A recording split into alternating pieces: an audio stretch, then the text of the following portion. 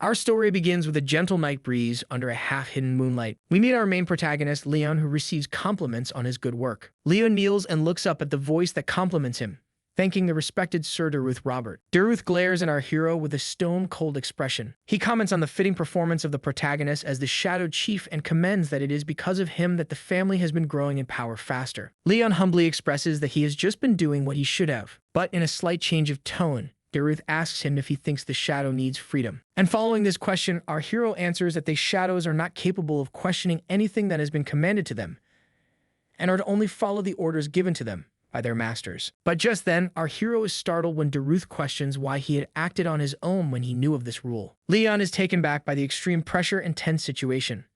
As Daruth asks why he had undone the brainwashing, he glares at Leon as he kneels before him, wondering how Daruth has come to know of this. We are then enlightened about what brainwashing actually is. It is the method that the Robert family uses to control their assassination organization, Shadow. It is elaborated that they buy or kidnap children and make them work as assassins their entire lives for the sake of the Robert family, engaging in all kinds of wicked activities. And our hero continues to narrate that, simply put, they groom the children into becoming their loyal dogs. However, he coincidentally was able to break free from these chains. Wondering how the man is able to confront him, he asks Daruth how he knows. Daruth then explains that he and the other assassins have two collars. One is for brainwashing, and he snaps his fingers to reveal the second collar. And just then, our hero feels a sudden intense pain in his chest. He bleeds from his mouth and continues to wail in agony and excruciating pain. He grabs hold of his chest firmly and wonders what kind of pain this is, expressing it to be as if his heart is being sawed in half. A dark red aura surrounds Leon as he glares upon the torturer in front of him, and Daruth explains it to be the rage worm.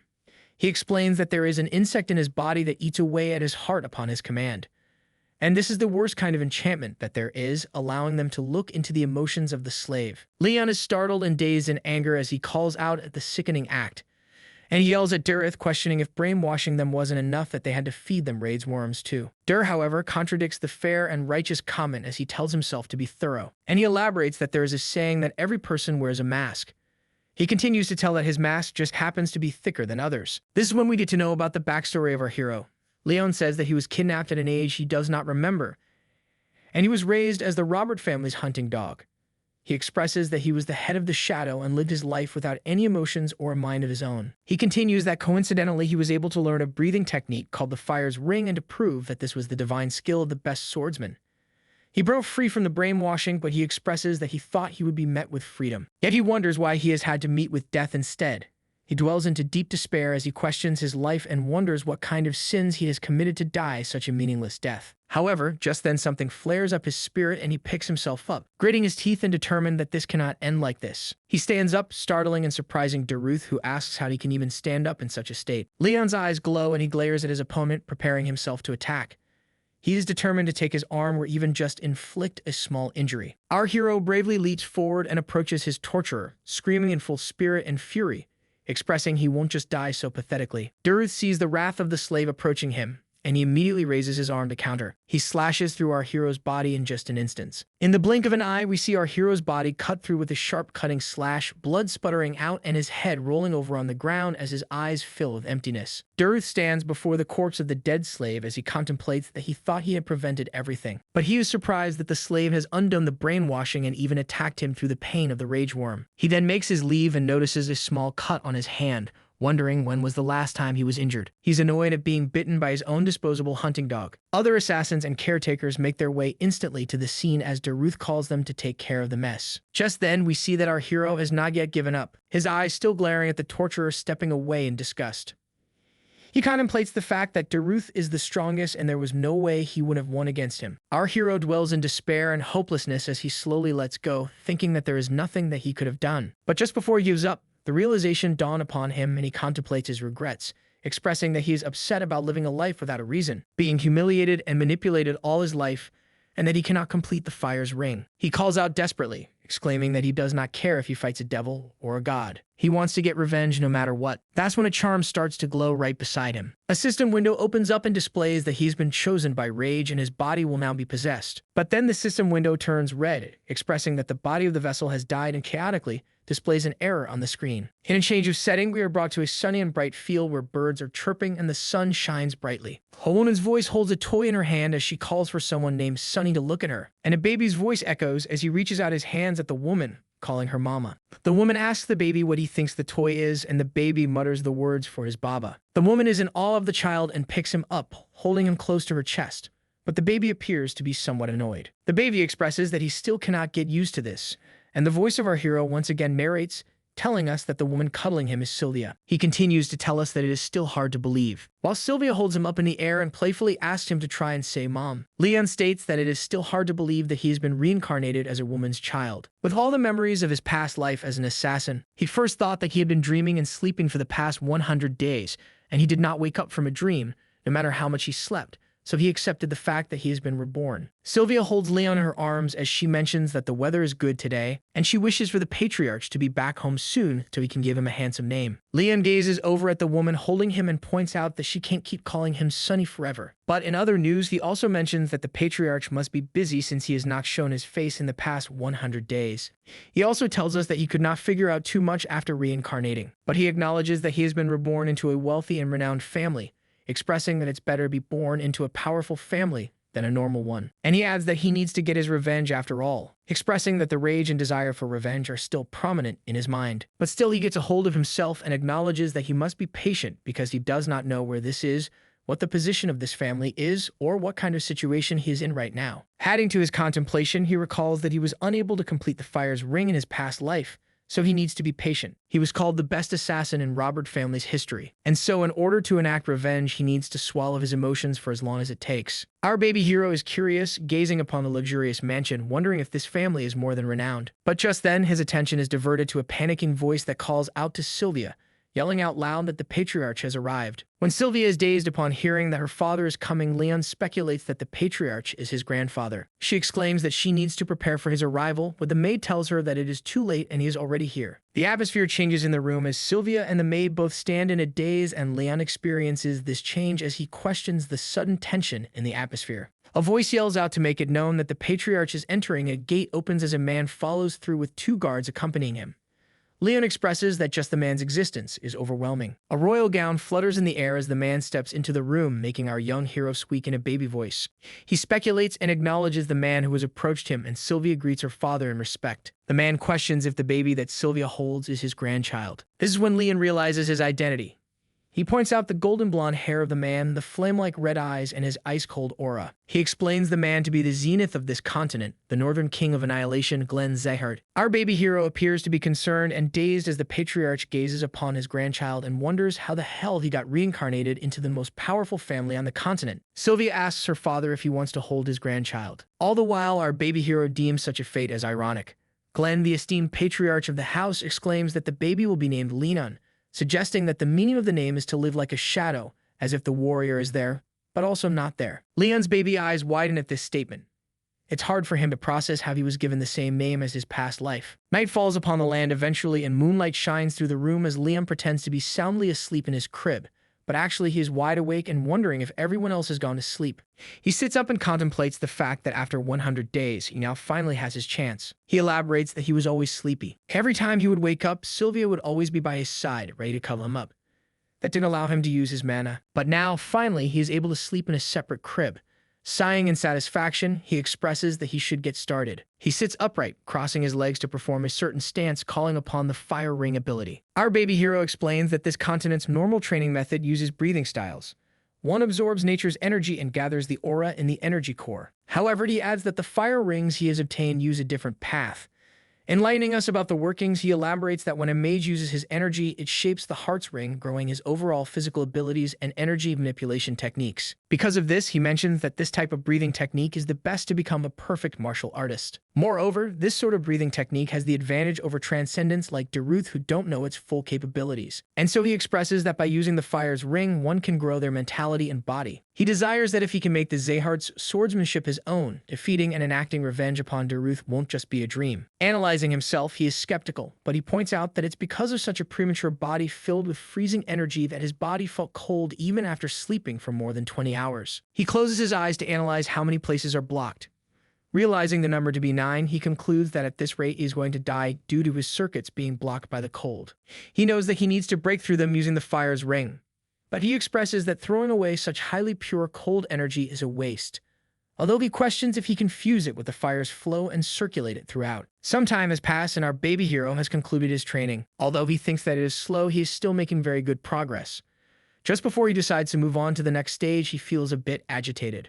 He acknowledges that his body is tired, questioning the stamina of this premature body getting tired after such little training. But our poor baby can't help it, and he feels the weight of his eyes as he slowly closes them to sleep. Leon has soundly slept in his crib, and this is when Glenn, the patriarch, emerges from the shadows to observe his grandchild. He raises his hand above Leon's head, and small sparkles of energy twinkle around him. Night changes into day, and the sun shines upon the window of the huge and luxurious mansion. The cutest protagonist, Leon, crawls on the floor, muttering nonsense, and Sylvia follows him throughout, encouraging him to crawl a little more while playfully squealing in joy. But Leon seems to be distressed and annoyed, expressing that playing with Sylvia is a pain.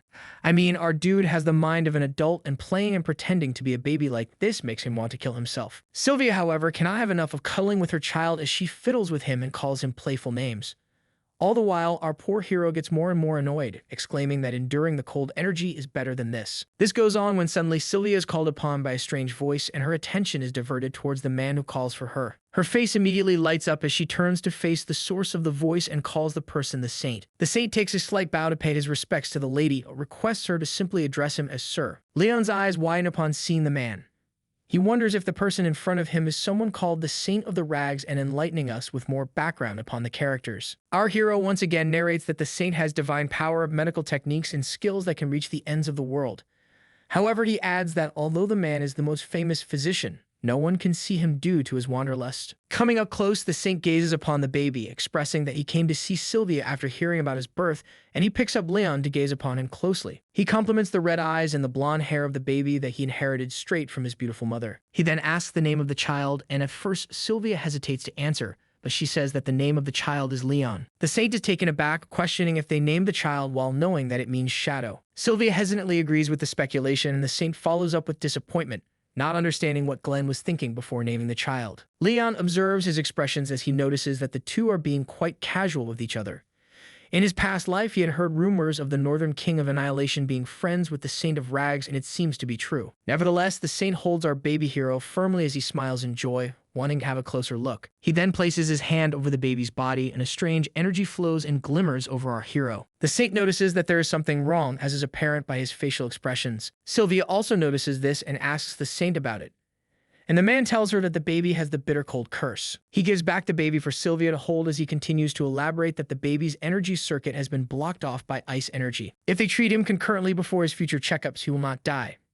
However, he also lets Sylvia know of the sorrowful fate that the baby will not live for a long time if he is left untreated. Sylvia's eyes widen in shock, and her voice starts to shake as she states that the saint is lying.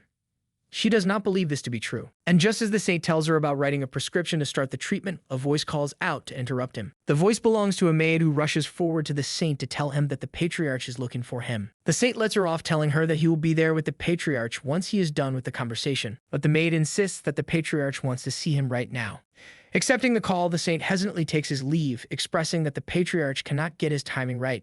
Observing the situation, Leon thinks that knowing about the disease does not change anything, because as long as he can complete the fire ring on time, such a curse won't be an issue. This is when a teardrop falls onto his face, making him halt in his thoughts. Our baby hero gazes upon the crying face of Sylvia, who still believes it to be a lie. She sniffles and expresses that she cannot lose her child like this, and she refuses to accept that he is dying. Sniffling and silent tears turn into wails and screams of agonizing pain as Sylvia falls to the floor, firmly holding her baby. She promises that she is going to make it better, no matter the cost.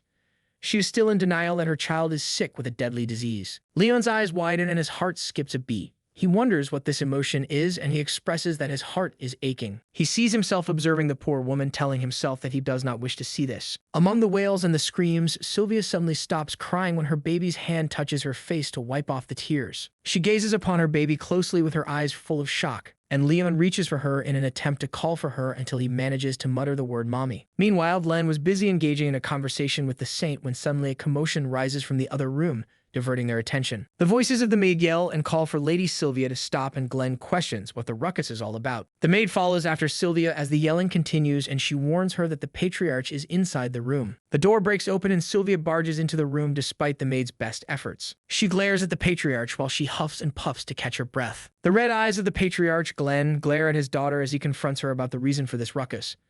He mentions the rude and unsightly behavior, demanding a suitable answer. But he stops mid-sentence when he sees his daughter kneeling before him on the floor with tears in her eyes, begging him to save her child. However, the patriarch does not seem to be bothered as he sips away on his tea. Being persistent as she is, Sylvia exclaims that the patriarch is well aware of the child's state and how much the child means to her.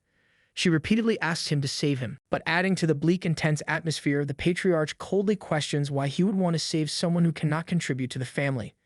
He expresses that the child is an example of how difficult a martial artist's life is. Sylvia continues to persuade the patriarch as she mentions the child to be his grandson, but he is not fazed. The most he can do for the child is to give him the Zehart name, and he asks his daughter to be thankful that he is being generous even with such an offering. Of course, Sylvia's tears do not appear to stop as she wails and screams for her father. The cruel man then asks the guards to take her away, and the brutish men drag her out of the room. Sylvia's screams and wails can be well heard across the mansion as she desperately shouts at her father to save her child. The cries do not go unnoticed because the saint observes this commotion. He sighs in disappointment and calls the patriarch stubborn. This is when, in a shocking turn of events, the saint questions what the patriarch plans to do now when he has called him to look upon his grandson's condition.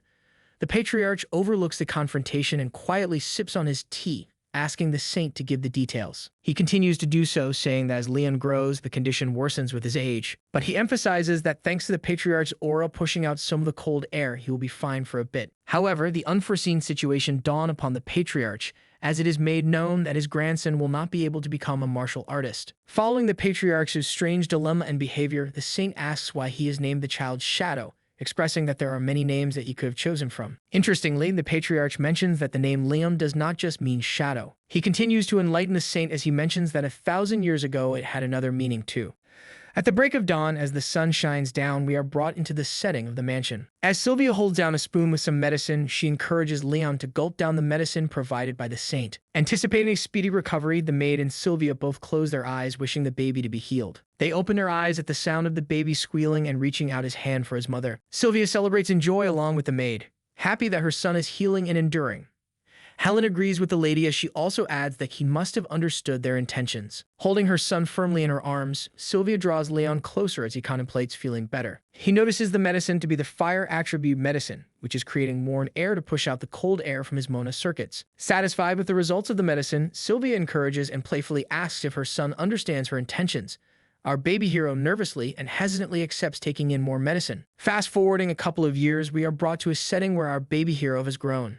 Here narrates to fill in the gaps for us.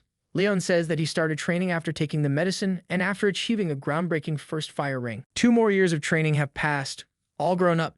Our baby hero is not so baby anymore. And he expresses the same emotion as he continues to narrate his daily routine from the last 2 years. After playing with Sylvia and Helen around nap time and midnight, he would always train. Even more time has passed since the start of his training. And now our hero is 5 years old. We see a grown-up Leon sitting upright on his bed. He smiles in satisfaction, and his system window appears in front of him, showing his achievements at such a young age. The window highlights that he has now finally achieved the 2nd ring of fire. By this time, it is revealed that Leon has managed to create the toaster ring of fire. Leon observes and gazes upon the message window as he contemplates the factors of the 2-star ring of fire. He elaborates that at this stage, the flames revolve in cross formation and his energy observation gets more sensitive. The deep contemplation and celebration are, however, interrupted by Helen, who calls for Leon, expressing that he is up early this morning. She asks if she can take his laundry, and Leon approves. He observes Helen work her way through his laundry as he realizes that she cannot see the message window appearing before him. And now we learn, as Leon tells us, that the message windows first started appearing when he obtained the 1-star fire ring. In a flashback, our hero narrates that he did not know what it was at first, but he soon realized it to be a comfortable status window that lets him check all his stats. He also mentions Helen's strange reaction when he first started interacting with the window. He expresses that it was evident that the message was only available to him. Continuing the deep contemplation, Leon expresses that although he has now achieved the 2 stars, his low stamina and the bitter cold curse remain.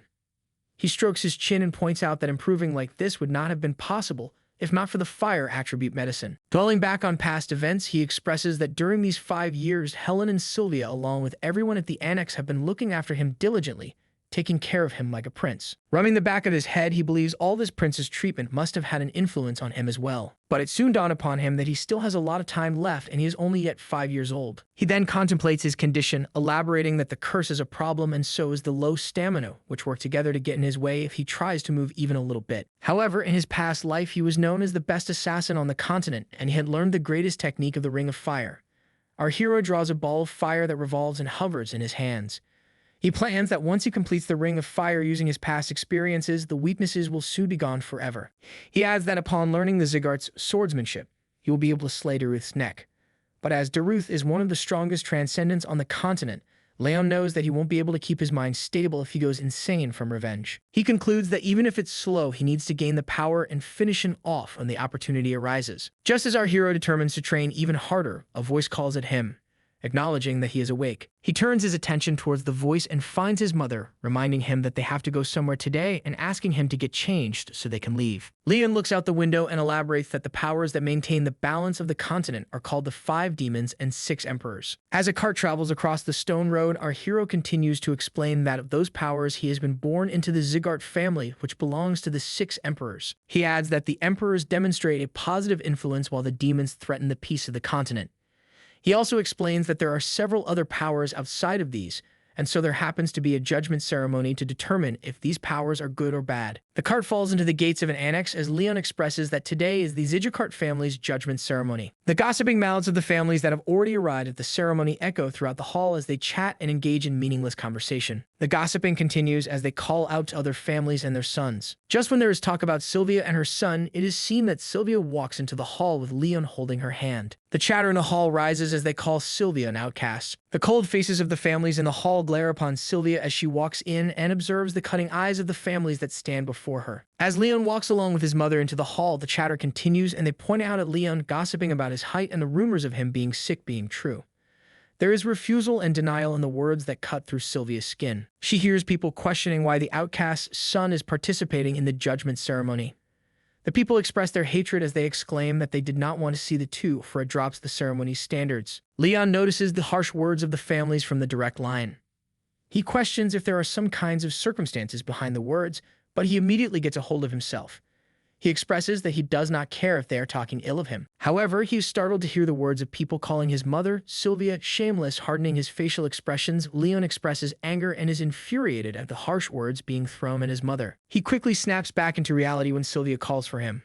She tells him that it's okay and asks him to just look at his mom. Our hero bravely accepts and moves forward with his mother. And just then, a voice yells out to make it known that the patriarch is entering. He contemplates the long time since he has seen his grandfather. As our hero gazes upon the shiny attire that the patriarch holds as he walks up to his throne, the powerful presence of the patriarch is known as he sits on the throne and the announcer yells out his name. Glenn acknowledges that everyone has arrived at the ceremony and Leon glares upon what is to happen next. The patriarch's hand swishes and a giant sword appears before the people in the hall. Leon is taken aback in nervousness as he questions if it is the sword of judgment. And then the heavy voice of the patriarch calls out for the judgment ceremony to begin. Glenn glances upon the audience when the announcer calls for the name of Bern Zygarde to begin the ceremony. Bern sits up enthusiastically and is called to be acknowledged. Leon observes Bern approach the stone sword and he explains that from the age of 4, the skull of the child begins to close up and from then on the child's mana ability remains stagnant. Loud and shining energy flares up around the hall atmosphere as Bern holds his hand upon the stone sword.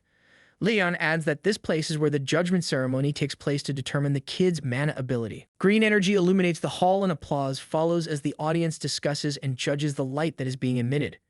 They conclude it to be the wind ability of great quality and applaud the boy. The patriarch also commends the great ability, commenting it to be an attribute well suited for a swordsman and encouraging the child to channel the wind forth. Next up, a boy from the vassal family of Rimmon is announced to come forward and he sits up to acknowledge his call, observing and judging the different patterns and interactions. Leon concludes and explains that how far the light travels indicates the mana's purity, while the mana's attribute is determined by the sword's tip. He elaborates that this is how the Zygarde family determines their talent. He also observes the cheering and enthusiasm among the families as they applaud Runan for his ability, commending his family name and comparing him with Bernan.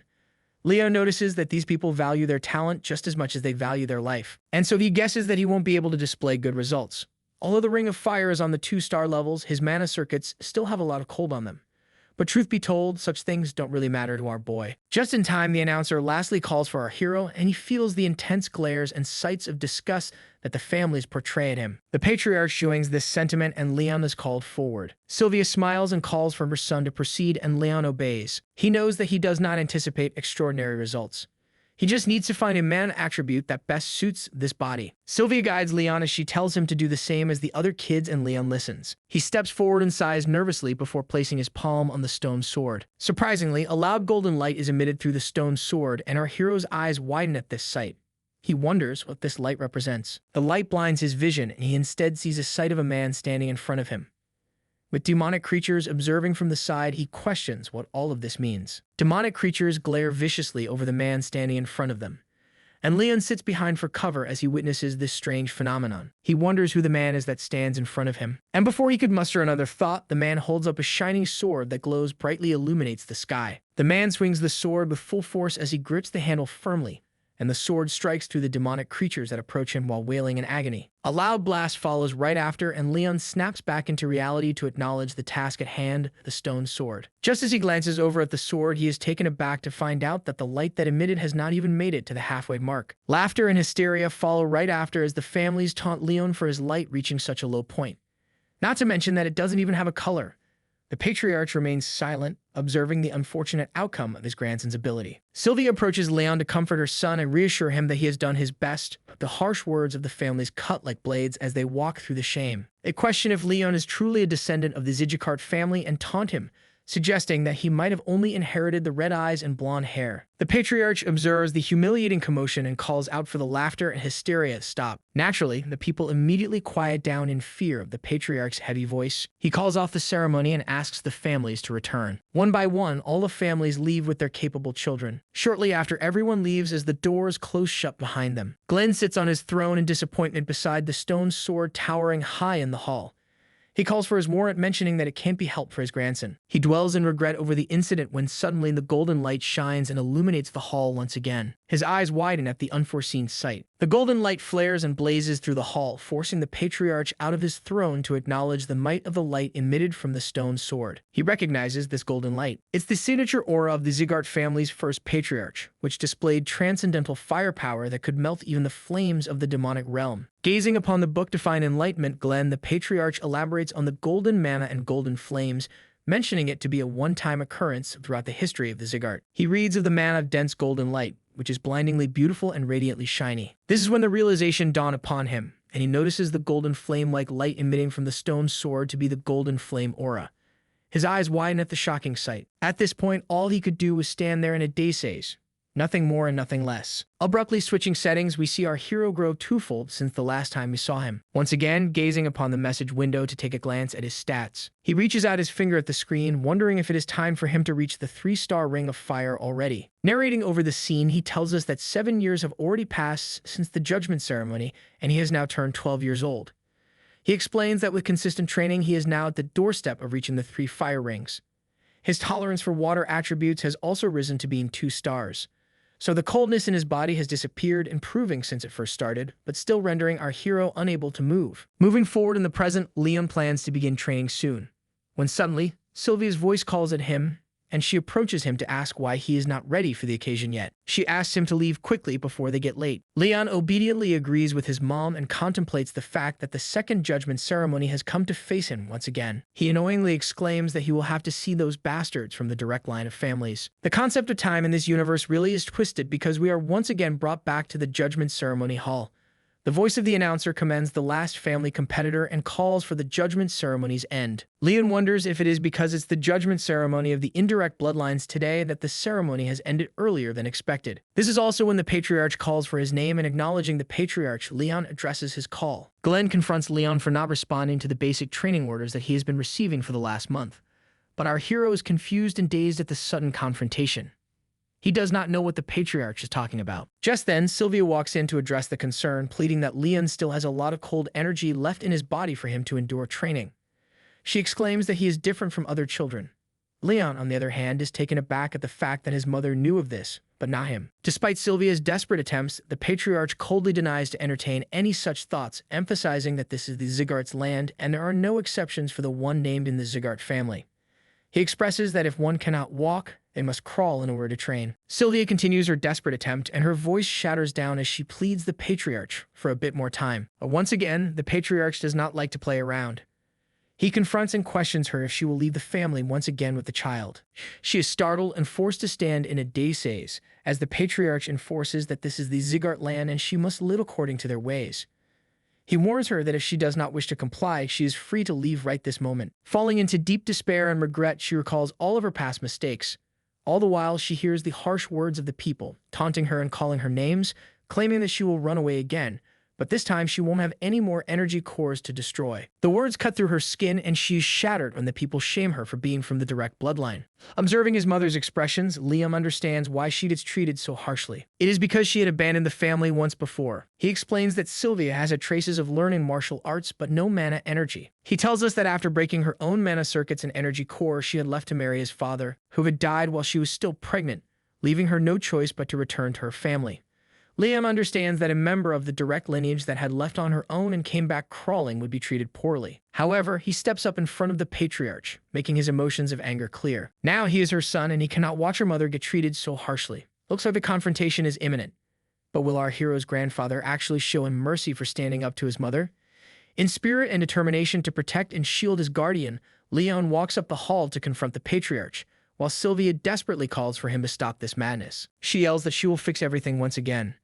Denying his mother's wish, Leon walks up in front of the patriarch and sheds light on the matter. He expresses that as the patriarch has ordered, he will begin his training next month. Seeing the bravery and determination of our hero, the current martial hallmaster asks if he was not made aware of this training lease.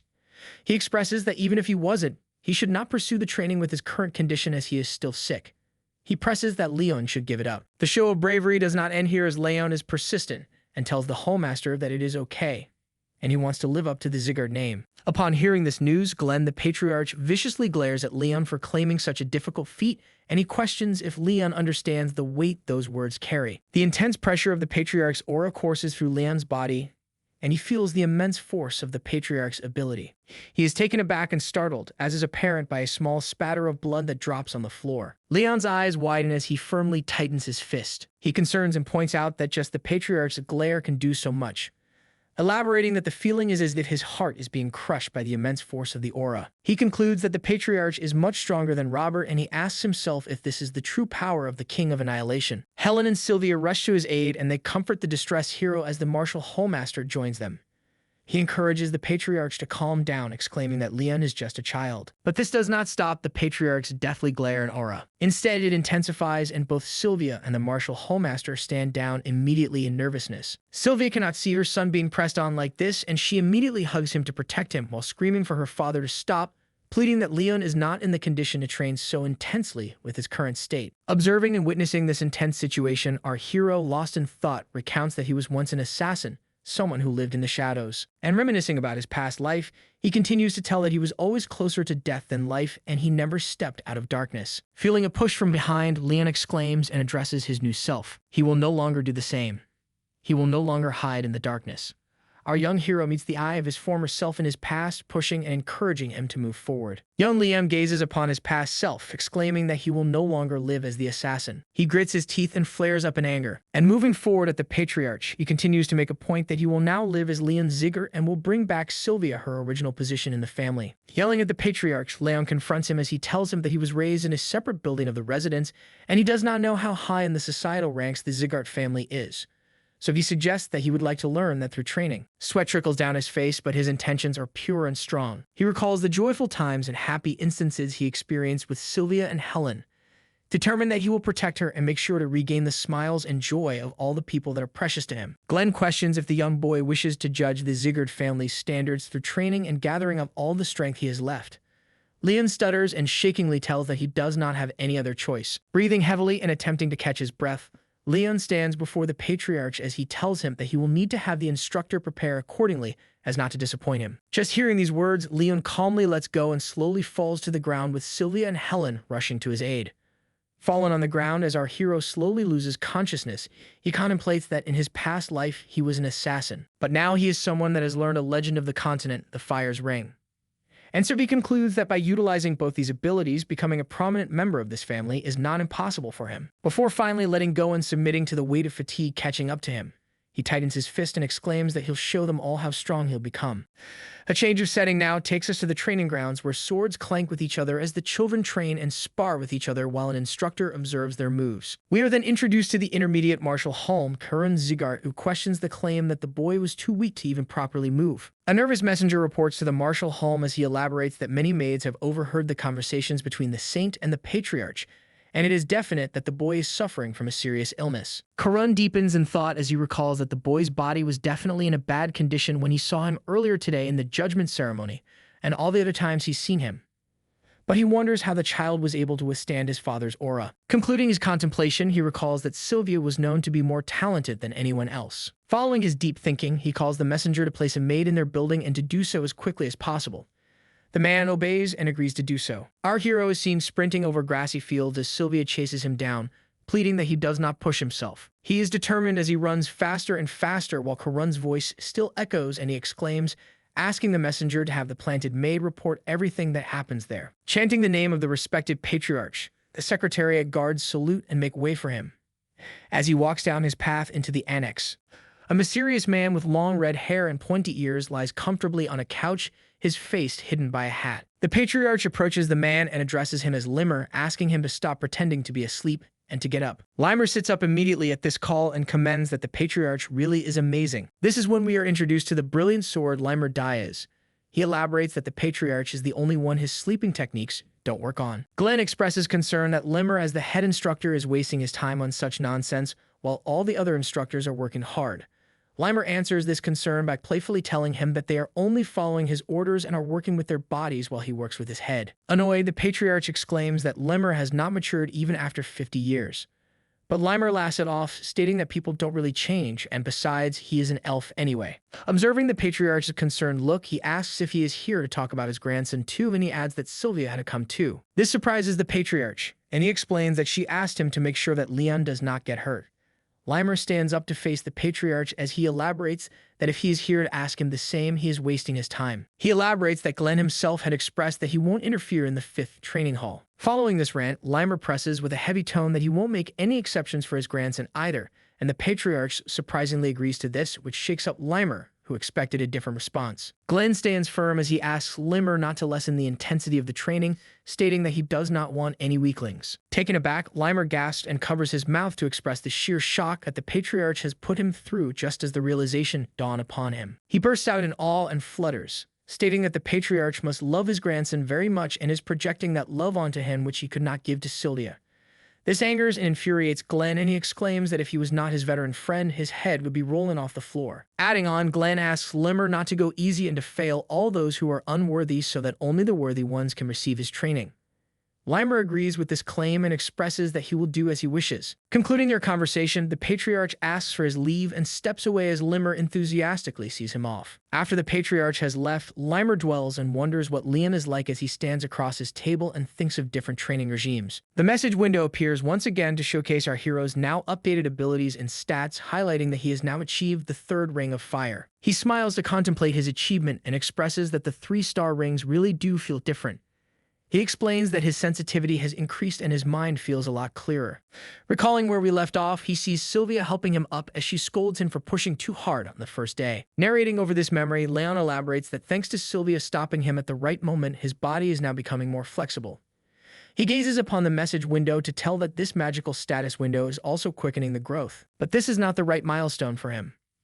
And he expresses that the Zygarde's training is infamous for its difficulty. He exclaims that just being a 3-star fire ring is not enough and adds that he needs to have a good foundation to be able to build tall buildings and survive. He imagines himself as a commoner in the Zygarde family as he continues to state that he will excel more than anyone else so that all the guys who have mocked him will shut up. And then he empathizes with the heavenly swordsman Daruth Robert, determining that he will not rest easily until he has slain him. However, just then, our hero is snapped back into reality when a voice calls to him. He looks over to find Sylvia, his mom, calling to him and asking why he is still up. She sits across from him on his bed, and upon questioning by Leon about what she is doing up so late, she mentions that since he is going to the training hall tomorrow for training, she wanted to talk to him before he leaves. She gazes upon her child and questions, must he really go?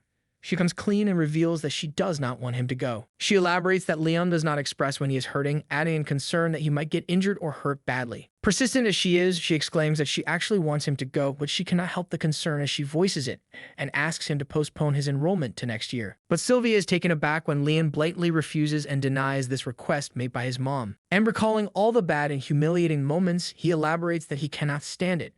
When everyone from the direct or indirect bloodlines, or even when the workers from their annex see her, their eyes fill up with disgust. He exclaims that he can't stand it at all. Sylvia is speechless at this digression, but Leon continues to comfort his mother as he elaborates that he believes that she will be treated better if he does well in training. Nevertheless, she smiles and she fidgets and plays with her fingers before she nervously states that she is sure Leon had thought it was strange why they lived separately and why people talk badly about them. She recalls her memory to explain that she fell in love with his father coincidentally when she was on a mission, but it was difficult for her to be with him since he was just a knight. Then she narrates that she shut down her mana core and left the family. She also tells Leon that he actually had a sister named Sia who was 10 years older than him. She recalls and tells that they were living peacefully when Eden's executive ambushed them. And amidst the battle, she expresses that Leon's father was not that powerful and unfortunately she was pregnant with him at the time.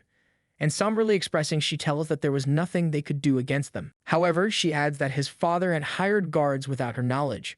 But she regretfully informs that they arrived at the scene too late because by then his father and sister were already dead. She concludes the story elaborating that so this is why she came back to the family not knowing what to do and why the family treats them like sinners. Adding on, she tells him that she really could not say anything against it. Leon thinks about this whole situation and deems his mother selfish. Elaborating, he tells that she threw away her responsibilities in the name of love and came back crawling to be saved. He expresses that he now understands why the family treats her so coldly. However, emotions take over our hero and he states that she is the one who gave him a new life and showed him affection for the first time.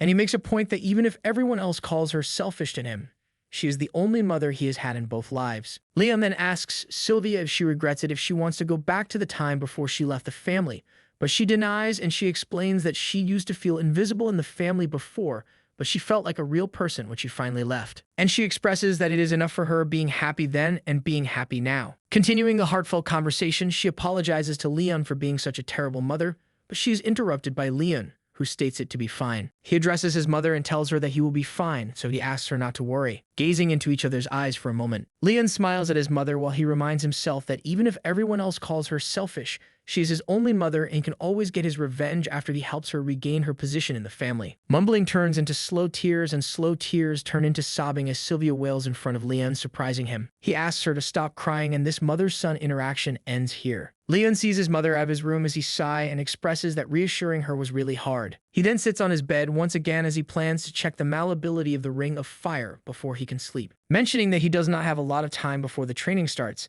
and he sits in a unique stance performing the technique as blue flames rise and flare up in the room viciously.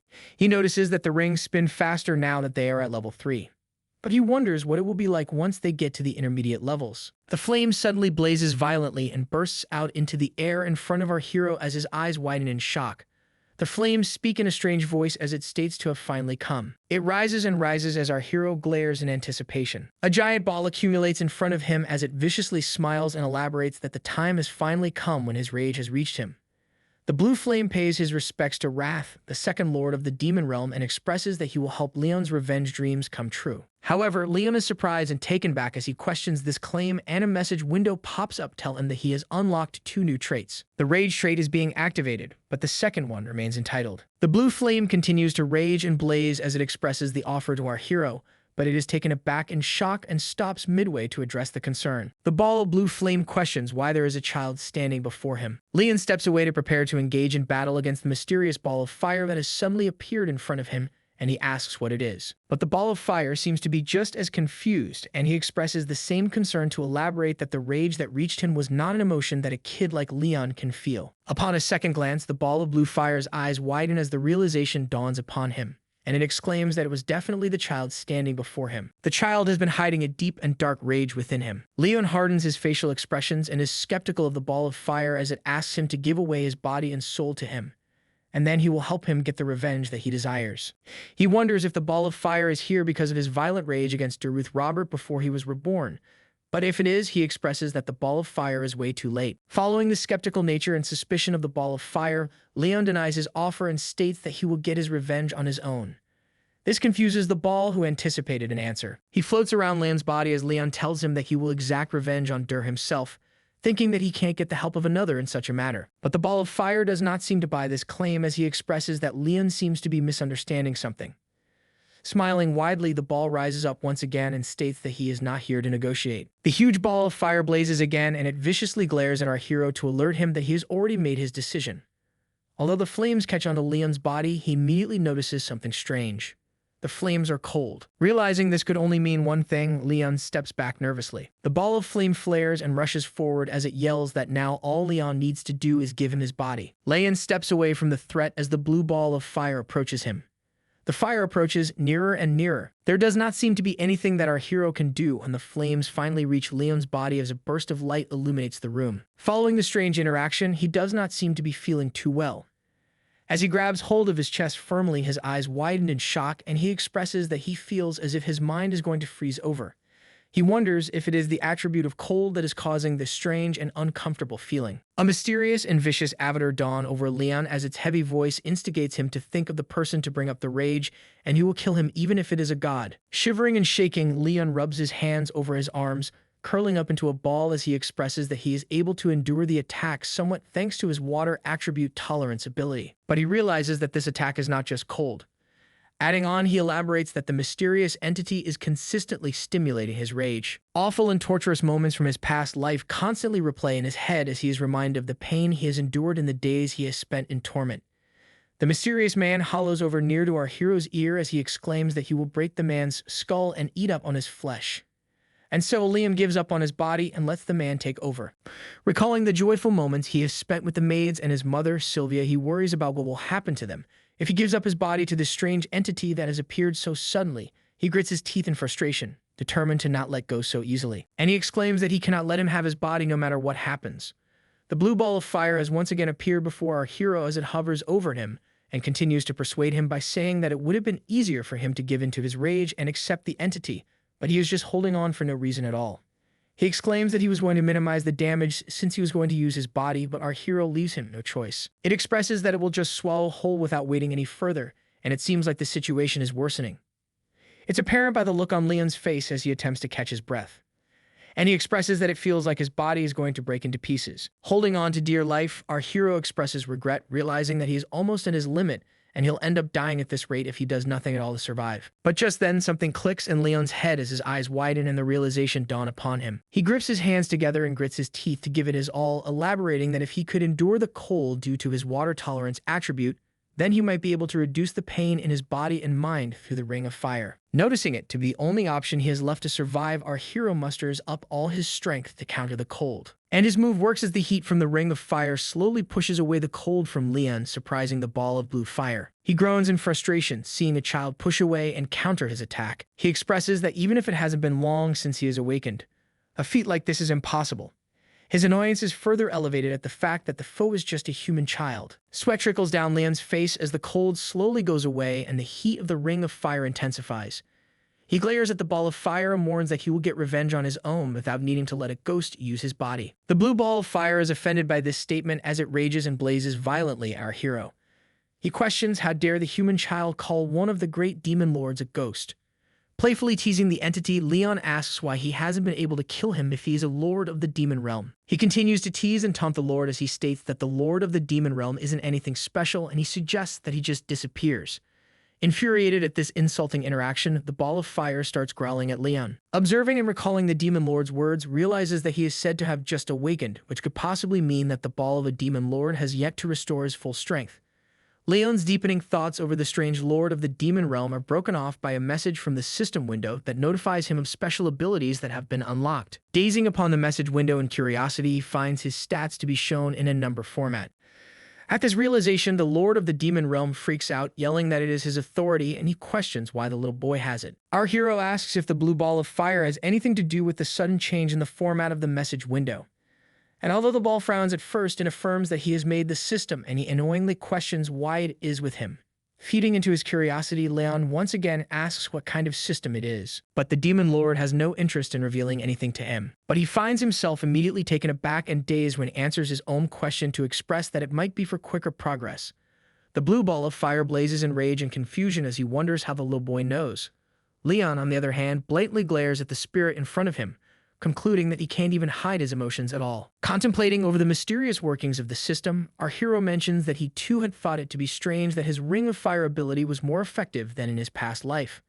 But now he realizes that it was because of the system. Filled with rage and frustration, the spirit of the demon lord flares violently as he demands that the little boy gives up his authority and body to him. But just as he continues to press on our hero, he sees a powerful energy blow coming towards him, and he immediately dodges as the attack flows right through its hollow spiritual form. Enraged even more, he asks what the little boy is doing, and Leon gleefully expresses that he is hidden with mana just in case.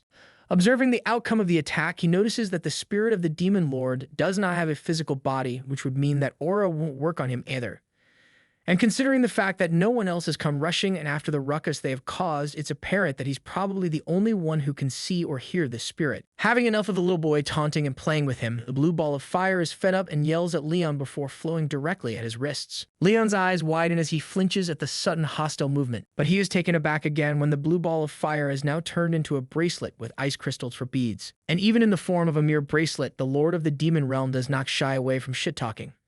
He exclaims that it hasn't been long since his seal has been undone, but his powers will return soon and then no one will be able to stop him. He warns that he will stick with Leon till the day he dies. Our hero is nervous. He expresses the entity to be a leech, but he is afraid of the system going away if he tries to take him off. And he is also concerned about what he might do to Sylvia and Helen. But concluding the interaction, he glares at the bracelet once again, determining that it might be better to keep him close and watch him. He will just restrict him and hope that he grows stronger fast enough before him. Bothered by the look of the bracelet, Leon asks why the spirit had to take the form of a floral bracelet, exclaiming that it does not look good on him. The spirit frowns and yells at Leon to respect his taste. And what can Leon even do at this point, which is why he just sighs. The sun brightly shines over the morning ground, and Helen and Sylvia are seen waiting in the grand hall of the annex. Sylvia is worried for her son, while Helen consoles and comforts her, assuring her that the young master will do well. That's when Leon finally comes down from his room. He calls out that he is ready, and Sylvia and Helen immediately glance over at our young hero walking down the stairs. He smiles and expresses that he will now be going to the training hall. Our hero leaves the annex for his big day at the training hall, and Helen can't help herself but worry for her young master as she asks him not to push himself too much. Leon affirms her concerns and takes his leave, pointing out Sylvia's sad and gleeful face. Helen asks her if she is going to see off the young master with such a face and make him sad. She listens to her words as she crouches down to hold her son and tells him that she believes in him. Leon smiles at this beautiful gesture from his mother and shares the same sentiment as he affirms that he won't push himself too hard and won't give up if it gets too difficult. Saying this, our hero takes off to achieve his dreams as he waves to say goodbye. Sylvia still can't help herself as she glares at her son leaving her side.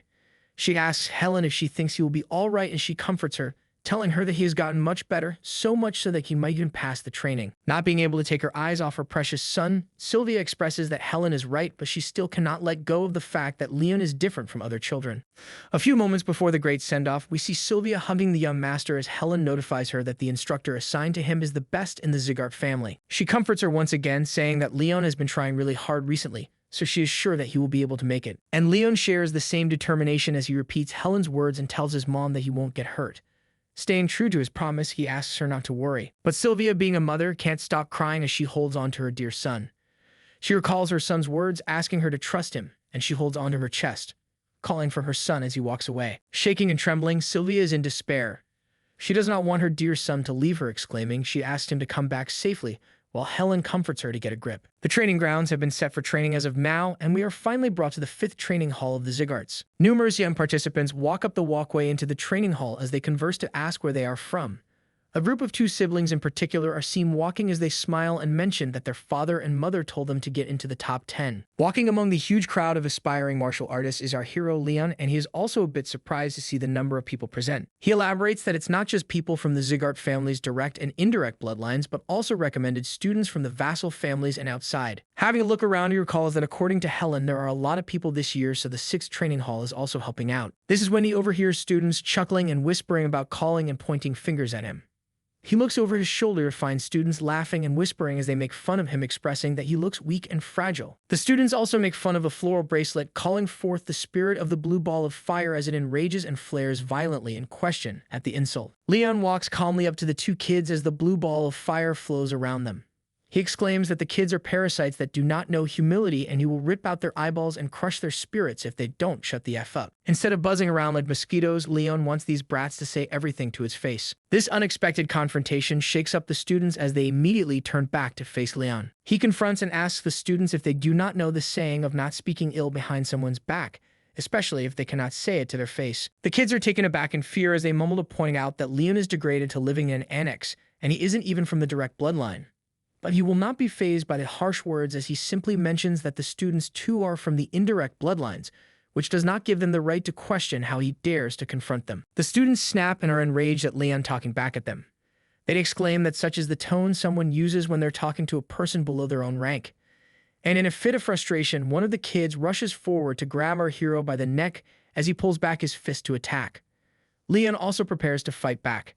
His eyes start to glow red and he glares at the opponents before him. In the next instance, a voice yells out to stop the fight and the kid stands down immediately, concerned about the consequences. Another kid walks up to them, saying that the training is starting soon and points out that this place has outsiders visiting too. He questions if the students plan on shaming the Zigart name. He is introduced to be from the direct bloodline, Bern Zigart. Bern faces off against our hero in an intense stare-down, as the two students stand beside him in shame and apologize to the boy of the direct lineage. The arrogant boy crosses his arms to mention that our hero is still not aware of his place. He exclaims that Leon is nothing more than dust, telling him to stay low if he doesn't want to get kicked out of the annex. Following the confrontation, Bern recalls the time at the judgment ceremony, pissed that Leon getting the Patriarch's attention was just pure luck and he just used the situation to his advantage. Bern scoffs and frowns, concluding that a loser like Leon will definitely fail the training. Our hero observes as Bern walks away, asking him to leave if he is not going to behave, also mentioning that he is not going to pass the training anyway. But before Bern can leave, Leon points out that he has heard enough of his nonsense. This startles him as his eyes widen in question at the unexpected statement. Bern immediately turns his head at the disrespectful child, and our hero continues. He insults Bern for his arrogance, claiming that the only thing going for him is the fact that he's from the direct bloodline. Aside from that, Leon warns him that he has no right or authority to talk down to him when he's not even a trainee. He then taunts him even further by saying that he might actually be able to do something if he goes and complains to his father like a brat. This enrages him as he grits his teeth in frustration, and his eyes sharpen at the bastard who has spewed such nonsense. But before he can do anything, a door bursts open beside the two growling beasts, ready to kill each other. Out comes the red-haired elf, who stares in amazement at the two kids already fighting even before the training has begun. Leon immediately recognizes the man to be the Zigart family's brilliant sword, Limer. He recalls that Limer had retired because his energy core had been destroyed. Limer glances upon the sudden appearance, expressing that he did not expect him to be here, and he joyfully asks the kids to hold off the fight until at least the entrance ceremony ends. And obeying the brilliant sword, Wern walks away quietly as he scoffs. Moving forward, the entrance ceremony has started as all the students stand in line in front of a stage where Limer welcomes them all and introduces himself to be the head instructor, who will be in charge of their training. Pointing out the number of candidates to be 160, he expresses that it's way too many. And so he says that he will cut down the numbers with a series of tests. In fact, he clarifies that the number will be cut down to a quarter. This sparks confusion and astonishment among the crowd of students as they question this absurd claim. But Limer elaborates that he prefers to only keep a small number of elites and not bother with the riffraff. Spiking in anger, the Lord of the Demon Realm yells out to call the brilliant sword an arrogant bastard, threatening to cut down the elf seers if he dares to look down on him. Leon desperately tries to shut him up as he strikes down on his bracelet. Limer casually sits and rocks on his chair upon the stage as he expresses that his word is considered law on the training grounds. If anyone has a problem with what he has to say, they can take it up with the Patriarch. Following this warning, he asks to begin the tests right away. He points out at the students, telling them to immediately start running. This confuses the students as they at first question this absurd test, but they soon rush away as they compete against each other diligently. Limer cheers them on as he shouts that the basics of martial arts are physical strength and mental power, encouraging them to run as fast as they can, sprinting before the other students. The spirit of the blue ball of fire appears in front of Liam to express his concern. It wonders why Liam is all the way in the back when he should be aiming for the front, but Liam elaborates that it's not a competition, and he does not need to get past the other guys. Leo knows that Limer is observing, expressing that he looks into others' potential and temperament, and he won't be judging based on just what the eye can see. Sweat trickles down his face. He huffs, desperately attempting to catch his breath, and he assesses that the winner in this test is the one who endures till the end. Concluding his assessment, he is determined that he will make it till the end no matter what. Commenting on the test, the instructors announce that Sir Bernan and Lady Lunan can be seen sprinting at the front. They discuss that everyone is fast, but it is especially so in the case of these two. Another instructor also adds that the speed they are running at isn't their best, so he's sure that they can run for hours on end. They continue to observe the students as they rush away on the track as they commend the speed of the leading two to be extraordinary for their age, which means that their future growth will be incredible as well. Turning their attention to our hero, they point out at him among the participants. They comment that he's been in the back all this time, unable to catch up, but they acknowledge that he is sick, which actually makes it impressive that he can run at all. Limer looks upon the two instructors, observing the race and our hero as they conclude that he is going to fail. But Limer's expression seems joyfully astonished as he smiles and elaborates that it's interesting that he has never seen something like this before. Following into deep contemplation, Limer expresses that the humans whose talents he could not calculate were just the strongest people on the continent, which made it difficult to see the depths of their power. But as far as other people go, he can easily see their potential. For example, he can tell what sort of power Baron and Lunan will hold in their future. However, while pointing out our boy Leon, he expresses that he cannot see anything at all. Limer concludes that this could only mean that Leon is stronger than him. Therefore, he is out of his reach. He strokes his chin in curiousness and smiles as he remarks it to be interesting. The two kids that picked on our hero earlier now run past him as they point out that he had been so arrogant before, but now he can't even keep up with them at all.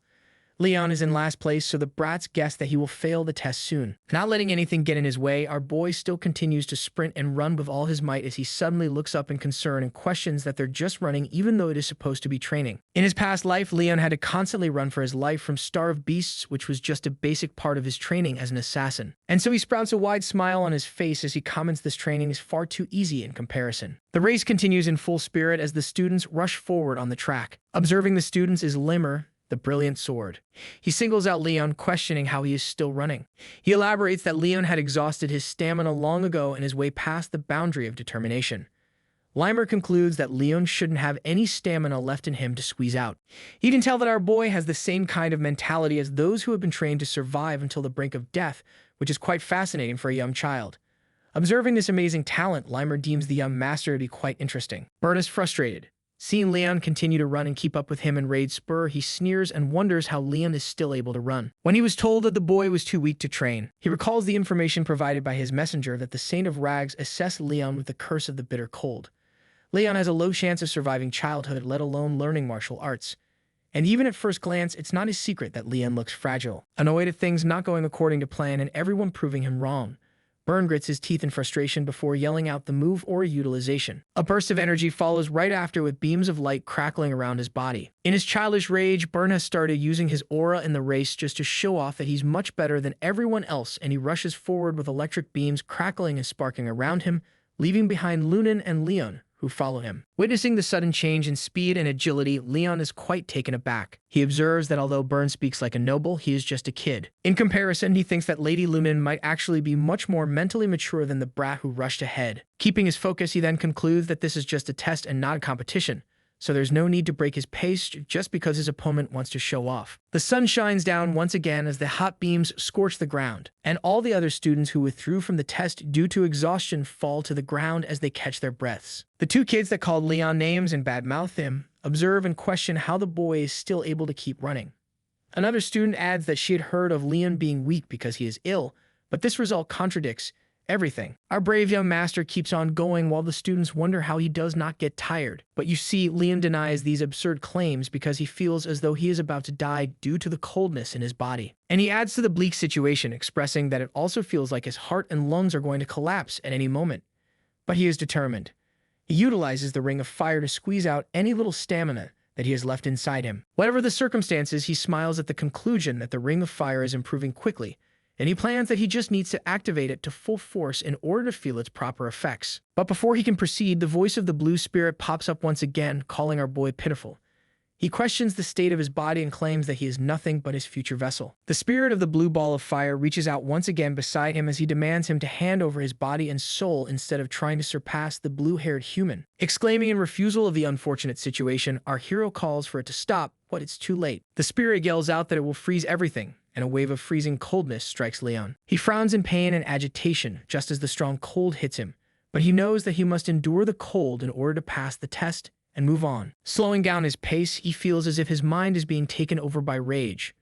But he knows he must endure it and pretend as if nothing is wrong. Fed up with the nonsense, Leon now confronts the spirit, asking him to stop this savage and stay still because this instigating act won't work on him. But the demon lord is persistent and questions Leon's claim, elaborating that there is no human that can withstand his rage. The cold intensifies and cuts through our hero's vitals, as is apparent when he grabs hold of his chest from the immense pain. The freezing cold strikes again, and the demon lord viciously expresses a desire to see how long he can endure the pain. This small setback is nothing for the brave warrior, as Leon knows that he has to endure the pain no matter what. Because if he shows even the slightest hint of weakness, the demon will swallow him whole. The pain intensifies and grows, but Leon holds his own to survive. The blue ball of fire is enraged and it yells in frustration, questioning why his rage won't work on the weak little boy. Seeing the outcome of pushing himself too far, the fatigue catches up to him. He expresses that his body feels like it's going to collapse and he might die at any moment. His eyes begin to close slowly as his consciousness slips, and he acknowledges that he cannot breathe properly. The intense situation now lessens when, before more damage can be done, the brilliant sword of the Zikart calls for the test to be over, and all the students participating in the test fall like flies to catch their breath and take some rest on the ground. Leon also joins the students to catch his breath as he sweats profusely, while Byrne glares at him with a look of frustration, calling him a determined bastard in annoyance. While catching his breath and breathing heavily, he acknowledges that he almost died and concludes that this life isn't going to be easy either. Lunan looks over and observes our hero while he catches his breath before the spirit of the demon lord appears once again to throw a tantrum. He yells and puffs up in rage and frustration, calling him a monstrous bastard, and questions how he managed to pull it off. But answering the question, Leon reminds him this is why he asked him to stop. Acknowledging the outcome of the limit testing training, he notices that the ring of fire has also grown, and thanks to the status window, his physical capacity has improved too.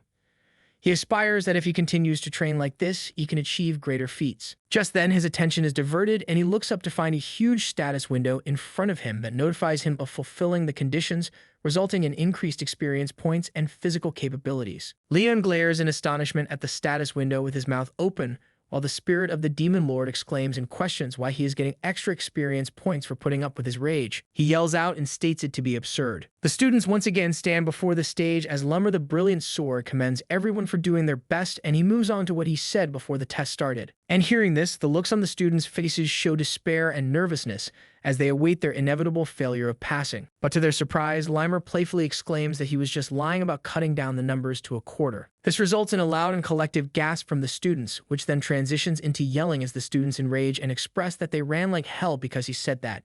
But Limer elaborates that he cannot fail so many people on the first day.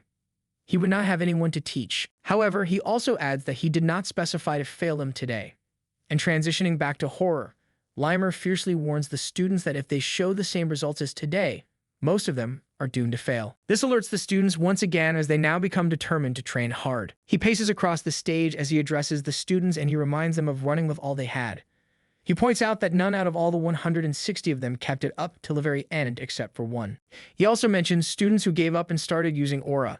This alerts Byrne, who is guilty of doing so, and he fears suspension over this act. But as he crouches down in front of Leon, he adds that he does not care how they do it, as they are the ones taking the test after all. And he makes an okay sign up front of Leon as he continues to tell them that if the students do as he says, they won't fail the test.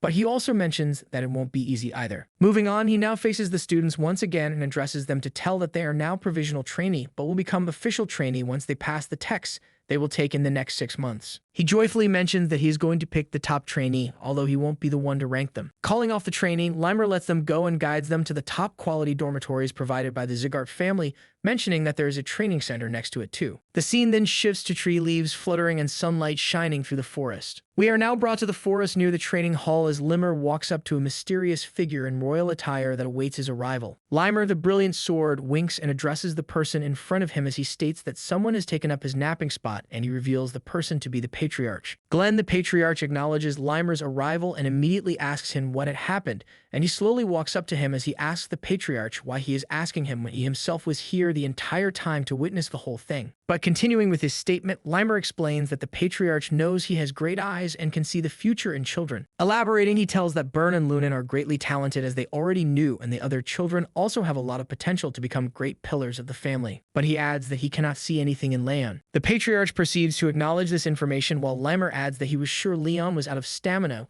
which he questions and asks how he was able to keep on running. He also tells the patriarch that it is the first time after him that he has not been able to see anything in someone. And he expresses in joy that his life has been very boring ever since his energy core had been ruined. But this is going to be interesting. Hearing what he came to hear, the patriarch leaps off of the stone that he stands on as he tells the brilliant sword Limer that being a training instructor is what he had wanted. And as he walks away, he asks him to focus on his duties and not get distracted. Limer obeys the patriarch, but he also mentions that he believes there is going to be someone this year to whom he can leave his future. But the patriarch disagrees and states it to be just a coincidence. He exclaims that the child cannot become a martial artist. Seeing the patriarch off, Limer acknowledges this statement and smiles before he exclaims that the patriarch knows very well and it's not just a coincidence. Sighing and finally having the rest he needed, our hero sets off to the training center. Now that the test is all over with, two students glare and observe him as he steps away. And the blue ball of fire is amazed that Leon does not seem to stop training. The group of students that stand behind Leon as he walks away glare viciously at him with murderous intent. And as the sun sets over the training grounds, they exclaim it to be impossible. Two students rally on about how there's no way Leon held on for that long when they had heard that he was sick. They go on while the yellow-haired man from the indirect lineage, Crane Zickart, gleefully assesses the situation. Crane addresses the situation and adds that he had heard Leon had some kind of miracle medicine, elaborating that the Saint of Rags gave him one long ago. This follows up with a shocking response from the two trainees who question the Saint giving him this kind of boost. They scream out to conclude that this means Leon had been dependent on the medicine to run that long and he had the gall to show off. Concluding their assessment, Crane suggests that they go and teach the arrogant bastard a lesson for using cheats against them in the training. Transitioning right into the act of words, our hero is seen being slammed into a tree as he groans in pain. He slides down to the ground under the pale moonlight and asks why the group of students is doing this to him. But Crane scoffs and questions this statement from Leon. The other two students yell out and point at Leon as they elaborate that he got his direct lineage title taken away, but he is all arrogant because of some miracle medicine. They claim that if he did not have the miracle medicine given to him by the Saint of Rags, he could not have run that much today at the training. They go on to question how dare he use such dirty tricks. Leon assesses the rage and anger the students are feeling as he concludes that they are mad over something stupid. Proceeding with the confrontation, they start to prepare and stretch to launch an attack as they ask the young assassin not to be scared because they are just here to talk. Crane leads the group as they stand before Leon and threaten him. He asks him to rest assured as this kind of thing happens often before he rushes forward at the young assassin exclaiming that the instructor asked them to talk more to each other. Leon slowly stands up while the spirit of the Lord of the Demon Realm questions if he is just going to stand there listening to them talk to him like that. He also mentions that he is supposed to be his vessel, but he expresses that it's not that big of a deal. However, in a shocking turn of events, Crane is struck away with a punch to the face as the vicious glare now transfers over to the brave warrior Leon. A loud gasp follows right after as the two students are shaken up from the unexpected outcome. And this expression is also shared by the spirit of the demon lord who had once closed his eyes to not see the unfortunate circumstance that might befallen his vessel. Crane is blown away and falls to the ground before the two students who turn their heads in shock, and they take a glance at their fallen leader who got defeated with just one punch while Leon expresses the same threatening tone. He questions their claim to talk and he viciously glares once again to ask them to talk if they wanted to so badly. The two students rush forward, giving it their best and attempt to hurt the talented trainee. But their attempts are futile because they are no match for the once best assassin in the world. Seeing the group fall to their knees, another student calls upon them to question what they are doing. He then takes up the mantle to take on the bastard as he rushes forward to strike a punch while questioning the other's ability to defeat Leon. But before he can finish his sentence, his face meets with the fist of our hero as he falls to the ground as well. Leon continues to effortlessly defeat all the opponents that come charging at him, while the spirit of the demon lord watches in awe and remarks that his vessel is doing exceptionally well, calling the scene to be magnificent. The beaten-up students now beg for mercy as they fall to the ground and give up their hostile behavior to the one they called a bastard. In a threatening act of violence, Leon steps on Crane's hand as his wails echo throughout the forest trees, and he states to ask one more thing of him before he lets him go. Of course, Crane obediently wills to answer, falling under the agonizing pain as his voice stutters when he speaks. Leon questions who was the person that made them do this, and he immediately mentions if it was Baran. Crane snaps and is alerted upon hearing his name, but he mumbles that they did this without the young master knowing, and he is not related to this at all. Our hero seems to be confused, and he expresses that such an answer is unexpected when he thought Byrne hated him. But he concludes that maybe the guy is not too far gone. And following the confrontation, he questions Crane if he is safe to assume that he would not go on telling others about their conversation. Once again, Crane immediately mutters to agree to the terms. However, just then, the bully is grabbed by his hair and brought closer to Leon, where he glares viciously into his eyes to tell him that he better avoid him if he does not want to have another conversation with him. Filled with fear and horror, Crane immediately mutters that he will not even step on the young master's shadow. Leon lets him go, asking him to go away if he understands. The group rushes off away from the threatening young master, but there is a mysterious man hiding among the shadows that watches over the situation. The man is revealed to be Limer, who smiles at the outcome of the quarrel as he deems it interesting to watch, and he expresses that it was like seeing the patriarch when he was young. Then he concludes that Leon seems to be talented in martial arts too, making him a true Zigart. Limer's excitement reaches the skies as he mentions an unknown talent hidden among the most talented children, and he expresses that he is getting even more interested in our hero by the day. Not going to lie, the dude is starting to creep me out. Bringing us back to the training halls, we see the former assassin gazing upon the message window as it notifies him of Wrath, being satisfied with the conditions being fulfilled and his agility being increased by 1. The spirit of the demon lord expresses rage and anger as it acknowledges the extra bonus points for something so pointless. He questions the increase in ability, but Leon asks why he doesn't know when he's the one who made the system. But the spirit grits its teeth in frustration as it confronts him and answers to tell it it's obvious that he does not know, especially when it has never been taken away from him before. He elaborates that Leon is stealing his power that remains in his original form. Now enlightened of such information, Leon acknowledges this fact in glee. This annoys the spirit as it flares up in anger and exclaims that the little bastard does not even show any gratitude. The young master ignores the spirit and sits across his desk with a cup in his hand while the spirit scoffs in frustration, and it states that it has an offer to make which sparks the curiosity of Leon, who asks about the offer. The spirit asks our hero to bet on something with his rage, and our hero's experience points on the line. If he loses, our hero receives his rage, but if he wins, he receives all his experience points. Sipping on his drink, Leon carefully gazes upon the message window as it displays the bet placed by the Spirit of Wrath. The condition is to pass as a top trainee for the training test, and the rewards and punishments follow. Leon questions if the bet has been placed upon the test that Lemmer has mentioned, and Wrath confirms, adding that he said he will choose only the top trainee. Leon's gaze falls upon a card labeled trade option, and upon questioning Wrath, tells him that he'll be given one of his traits, but the level will be decreased since he is inferior. Curious to know, another question is shot upon what is the rage, and Wrath answers to tell that he will take on the emotion of rage that he possesses. Smiling widely, Wrath elaborates that what he will get is next to nothing, but with enough of it, he won't be able to control himself and will go insane. Hearing such a statement, our hero realizes this is what Wrath is going for. And as he sips his tea, he adds that considering how he usually behaves, it does not seem like Wrath is lying. He has answered every question he has been asked honestly. Contemplating over the rewards of the bet, he remarks that it is not too bad, elaborating it to be a poisoned apple that he has to eat. But he considers it nevertheless, given that it will be difficult to get the top place if he was a normal ill child. But he remembers that he is reincarnated. Reaching forth his hand, Leon accepts Wrath's bet, making him smile widely as he remarks his choice to be wise. Blue flames flare around Leon's hand as the message window notifies that he has accepted Wrath's bet. He believes that if he utilizes his past life, he won't lose. At the break of dawn, heavy breathing and panting fill the air as students lay down on the ground, sweating profusely while trying to catch their breath. They express that they feel like their legs are going to break and they cannot even stand with all the running that they have done this early in the morning. Looking back at the training sessions, Limer explains the stance that he has asked the students to do, elaborating it to be a horse riding pose, which is every bit as silly as one can imagine. Despite him disagreeing with this claim, the students struggle to hold the position as they tremble and shake vigorously, while Lemmer continues to explain that this is the building block of martial arts. Recalling once more the struggle in horse riding pose, the students have now had enough as one of them yells up to exclaim that he's done with this BS and he now wishes to learn some actual swordsmanship from the head instructor. Another student adds to mention that they have done nothing except cycling between running and horse riding poses.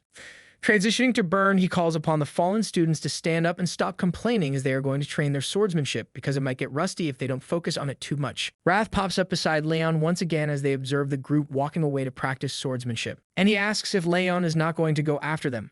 But Leon walks away in the other direction as he answers that he does not need to train his swordsmanship right now because it's a waste of time for someone who's not even trained enough in the basics. Contemplating over his words, he adds that what he needs right now is not a sword but physical strength as his body is weaker than others because of the bitter cold curse. He expresses that the basics are the most important, both for the sake of growth and for training. And he reminds himself that there is no need to feel rushed. And so, taking his own advice to focus on training his body for now, our hero sits in a plank as sweat falls over his face profusely. As he proceeds with his exercise, a mysterious fellow spies on him from among the shadows, and it is revealed to be Lunan from the vassal family, and she quietly observes him hiding behind the wall. She notices that he is improving fast as he lifts weights increasingly each day. She conflicts that she had heard of him to be ill, which does not seem to be the case as she concludes that it is a given that you will improve if you try every day. But she wonders if increasing the weight every day is just nonsense. As she mentions of him lifting 10 kilograms more than he did at the beginning of the week, she wonders what the reason is behind him being so consistent when he is ill, speculating if it's because he has a different attitude when he's training. And she slowly walks up to him as she concludes that there is something peculiar about him. Our hero innocently wraps up the band around his palm when he notices Lumen approaching him, and he curiously asks why she is here. Glaring at each other, the atmosphere becomes tense as no one seems to break the ice and they just stare in silence. Luden wonders what is making Leon grow so rapidly. Suddenly, she feels a cold breeze rush at her and her eyes widen as she stands still in a daze. Moving forward, she proceeds to sit beside him without warning and begins to lift the weights he has lifted. This strange act is looked upon in confusion by Leon, who does not understand what is going on. Annoyingly enough, Lunan follows him around the room and copies him by lifting different weights. While she does this strange act, she thinks to herself, it's not imagination.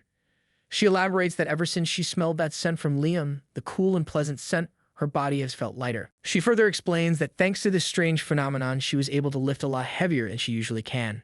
The former assassin is curious to know what is making her act in a strange manner.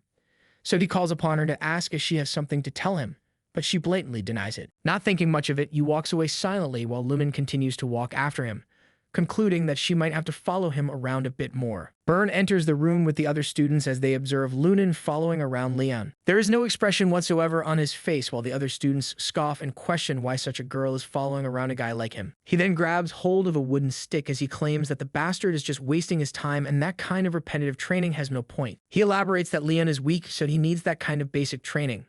But Baron believes that even by doing something like that, he cannot reach the same level as them. Adding on to his assessment, he says that he does not know what the test will entail, but he expresses that in order to prepare, it's better to train in swordsmanship, at least for the sake of their own individual martial prowess. Calling upon his friends, he walks away as he asks them to ignore the bastard from the indirect lineage, and the results of the test will speak for themselves. While Leon is training, an unknown student walks up to him and calls his name. He introduces himself as Dorian and asks if he can train next to him and Lumen.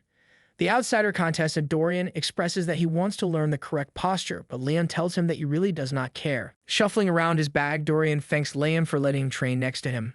As a token of appreciation, he hands him a cookie to try, but refusing to have the cookie, he proceeds to offer it to Lunan, who sits beside him. However, he is taken aback in nervousness when he sees her eyes sparkle in awe at the mysterious food item that lays before her. Handing over the cookie to Lunan, he confusingly expresses her to be another unique one in the party. Leaves flutter away into the sky, signifying the time that passes by in the blink of an eye, and our hero trains diligently, running on tracks, lifting weights, and making sure he does everything to be in the best shape possible. Others are also shown to be working hard and doing their best to prepare for the tests that might eventually decide their future. Leon now once again runs on the tracks as he pants and huffs for air. He narrates that it's been 6 months since they began training, adding that he ran every day until he was ready to die and the backs of those that he saw in front of him while running are no longer there. However, he elaborates that when he breathed out a shaky breath and looked up, there were only 2 people left in front of him. Moving on, he tells us that after all that, finally, the morning of the test day has come and families of the participants are seen walking into the arena as they anticipate their children's success. An announcer greets everyone gathered in the arena as his voice echoes through the large area. And he elaborates that the Guardians are all here to watch the event unfold.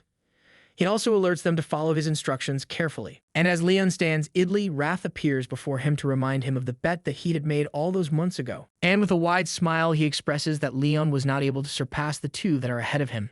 He warns him to be ready to take in his rage. But the young warrior is not fazed by the threatening words, and he shoots away the spirit of the demon lord as he expresses that this test is different, and they don't know for sure yet. Diverted towards Dorian, he then notices him laying down on the ground, and he asks what he is doing.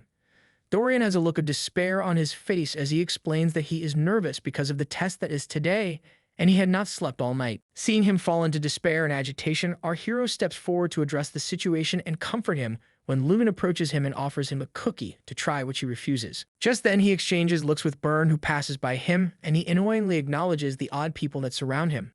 Among the crowd, Sylvia excitedly calls for Helen to look at her young master as she exclaims in awe at the strong and confident warrior. Helen also adds that he has endured 6 whole months of hard training, and she acknowledges the 2 students around him as she expresses that he has made some friends too, which she elaborates is not surprising to him because of his warm personality. She goes on to express that the young master Leon has always been so thoughtful ever since he was young, and acknowledging that he has even made friends makes her feel proud of him too. Listening to Helen's strong words, Sylvia smiles in awe of her child when suddenly this heartfelt moment is disturbed by the sudden call for the patriarch's entrance. Slowly stepping into the arena, the bright red attire and shiny blonde hair make a statement which intimidates the observing audience as they question his sudden appearance. Glenn Zigart prepares to sit on his throne as the attendees bow down to him, and the audience expresses that he has never come to watch the test unfold before. The brilliant sword of the Zigart family, Limer, also expresses concern as he asks about the patriarch's sudden appearance. Acknowledging the questionable looks on the family's faces, Glenn states that this is an event that chooses the future of the family,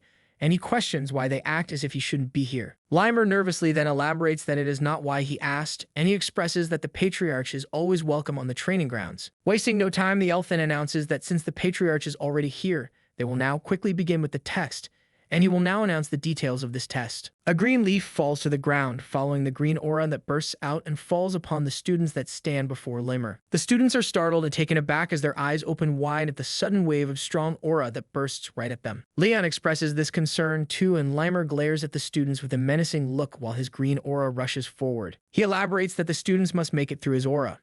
That is the test that they have to pass. Continuing with the test, Limer elaborates that aura is inherent to a martial artist, and this test will judge the student's worth as a martial artist. But before the students can begin the test, a commotion sparks up among the crowd of families, and a man stands up to question why this is a test when the students have just started learning. The small commotion turns into a situation when the man yells out that this is unfair because some of the students are yet to even learn aura. He exclaims that the head instructor had also been spotted sleeping during training too. Limer sighs at the unfortunate situation and explains it to the concerned families. The test is not just a manifestation of aura, but the real aura burst is the level of the soul that a martial artist achieves. He adds that this proves that a martial artist can manifest energy without aura. But the man that sparked the conversation does not seem to buy his explanation and raises concern once again. Suddenly, the patriarch's voice remarks that the brilliant sword is not wrong. The man then acknowledges the patriarch's glare as Glenn Zigart explains that even if one individual has not learned aura, they possess their own aura burst based on the lives they have led. Limer gives a look of approval as the patriarch further elaborates that depending on the intensity of the training, even someone without an aura can have a strong aura burst. Adhering to all the concerns, Limer now asks if all questions have been answered before exclaiming for the test to begin. He then calls forth Lunan, who slowly steps forward among the students to the head instructor. And now that she stands before him, he explains that the aura burst that he will test her with is of a level that she can endure if she has trained her hardest, and she will pass if she gets through his barrier to touch him. Once all the details have been made clear, the test now begins, and Limer smiles before a strong green aura rushes forth at her. Lunan blocks the wave of energy with her arms. The brilliant sword of the Zigart family mentions that it will count as a fail if she uses her own aura and calls her to awaken the mental power she has trained. But the aura is strong and the wave of energy does not seem to stop. Lunan struggles, and slowly but surely she manages to take a step forward with her hand reaching out at the head instructor that stands before her. And before we know it, Lunan's hand grabs hold of Limer's hand, marking the end of the test. He grabs Lunan close to him as she slumps over him with exhaustion and remarks her passing the test is easy. Luna huffs and breathes heavily, trying to catch her breath while her head instructor commends her hard work, asking her to continue training like she has. Moving on with the next participant, Limer calls forth Dorian. And hearing his name from the instructor's mouth, he is perplexed and shaken up with fear.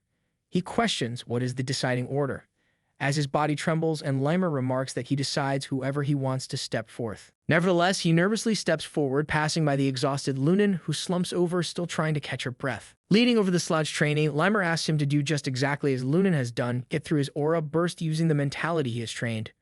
But Dorian is skeptical.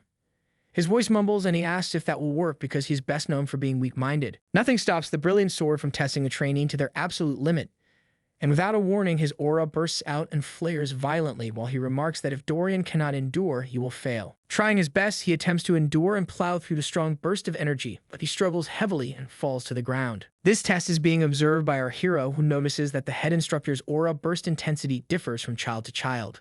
He elaborates that the instructor is controlling his intensity based on the child's level and training progress, which makes him now firmly believe that the brilliant sword of the Zigart family really has been observing each and every student. As Liam assesses Limer's teaching skills, his attention now averts to him congratulating the fearful Dorian, who trembles but has finally grabbed hold of him while he is on the ground. Limer remarks that he has too little confidence in comparison to his skill level, and so he needs to believe in himself a bit more. Following the words of motivation, Dorian belches and pukes all over, contrary to the amazing show of strength he is portrayed by passing the test. Time flows like a river downstream, and one by one, the students are called upon by the head instructor for their test. Now comes Bern Sigurd's turn, who exclaims at his call and enthusiastically steps forth to face the test. Limer then walks up to the student and mentions that he will begin right away. A huge wave of green energy follows this elaboration as Limer hardens his facial expressions and glares down at the capable student that stands before him. Feeling the immense pressure and force of the aura burst, he is startled and agitated, questioning if this is what the others have been going through.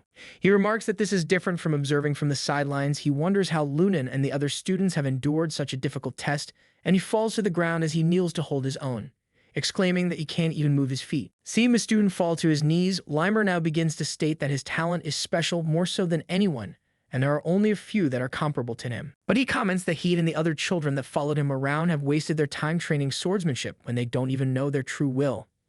He also adds that they should have trained their mentality and physical strength instead of training the sword, and mentioning that Bern had used aura every time he was struggling. If he uses it again, this time Limer warns him that he will fail the test. Struggling to get through the energy wave, he grits his teeth in frustration. He cannot afford to fail this test here. Falling back into a flashback, we are told how his father looked at his brother on the day he kicked him out. He remembers the cold and cruel look in his father's eyes. He exclaims in fear he will also be abandoned if he does not get through this. This boost of adrenaline, backed up by fear and anxiety, pushes the student to rush forward in desperation. And finally, he grabs hold of Limer's leg, being called upon to pass the test. Bern, now exhausted, huffs and catches his breath while Limer remarks that he is only 12 and he should not pretend to be an adult, training only what he should train. Finishing his remarks on the test, Limer metaphorically elaborates that he is bound to trip on a stick if he continues to walk while looking up. Moving forward with the test, he now lastly calls upon our hero Leon Sigurd to step forward, and he obediently comes forth from among the students. Now standing before the head instructor, Leon dramatically makes his way to the final test to become a martial artist. And as the suspense builds up, Limer asks if the young trainee is ready, which is responded by a confident nod. And following the exchange of words, Limer remarks that he will begin. A roaring wave of energy now rushes forward through the battle arena at Leon, who stands readily in the face of the strongest aura burst that Limer has let out in the whole day. The strangely violent and roaring burst of aura surprises not only Sylvia, who jumps up in concern for her beloved son, but the patriarch too, whose eyes widen as he questions the odd display of power that the student is now to face. Nervous to face the strongest aura burst, Leon asks the head instructor if this really is his test, and Limer responds by elaborating that the talent he'd have foresaw in the capable student was far above what he saw in Bern and Lunan. And so he exclaims for the student to try and endure the aura burst. Blocking the roaring wave of energy, our hero falls into contemplation.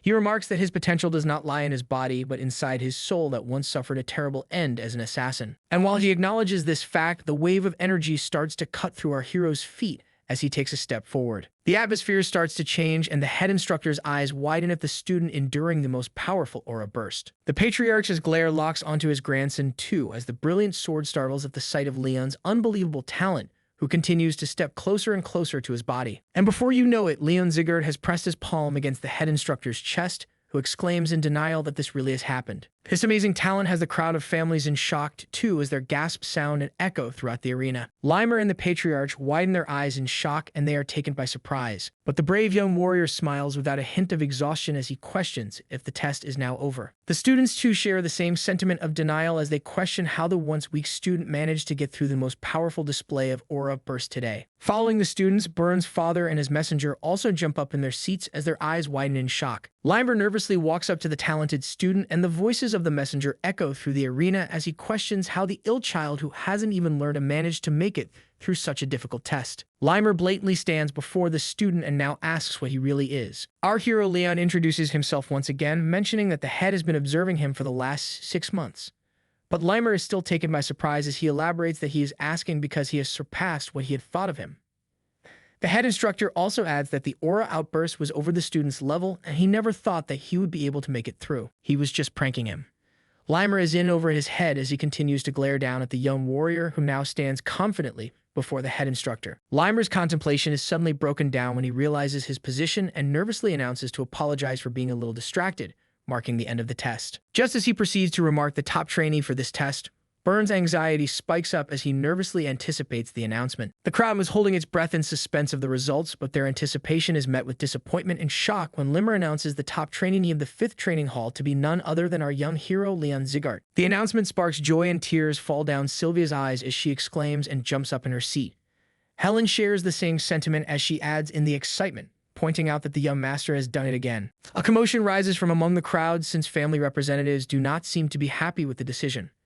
They question Leon's position as the top trainee. Byrne is not having it either, and he points his finger at Leon to elaborate that they are the martial artists of the Zygarde family and that they should duel to choose the top trainee rather than test for one. Limer assesses Byrne's consistent emphasis on the unfair selection, and he comments that the boy is desperate to stand at the top. That startles the young master, who takes a step back to deny the claim. However, stating that the test is already over, he asks the patriarch for help. And after taking a brief moment to think, Glenn Zygarde responds by calling out for his grandson. He remarks that the people do not seem to accept him as the top trainee despite the results. And so he asks if the current top trainee is willing to have a duel with the young master for the top spot.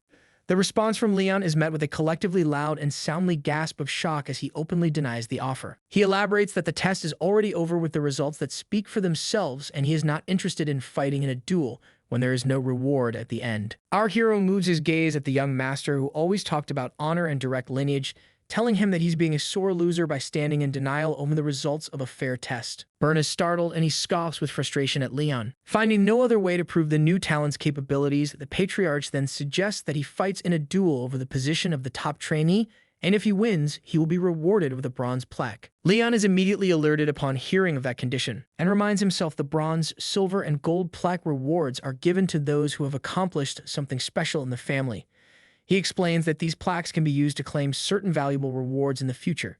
He adds that even though the plaque he will be receiving is bronze, he is sure that he will be able to get pretty decent rewards with its help. So naturally, he accepts the offer while remarking that maybe Byrne really wants the top spot. The patriarch approves this decision and states that they will begin right away. Leon now stands before his opponent, who has a look of desperation on his face as the patriarch adds that this duel will be the real decider of who is deserving of the top trainee title. He explains the details. There will be only one round, and the opponents are only allowed to use their bodies. The head instructor now affirms the duel and swings his hand, marking the beginning of the fight. Byrne immediately rushes forward at his opponent, his arm reaching back to muster up a powerful punch. The fist flies next to Leon's face as his eyes widen at the sudden attack. This is followed up by an immediate kick to the face that is blocked by Leon as he hardens his facial expressions in light of the heated battle that unfolds in the arena. Byrne now charges up his fist as blue energy spirals around his body. He calls it the righteous tiger fist that his father has taught him personally, since this move is a martial arts fist technique.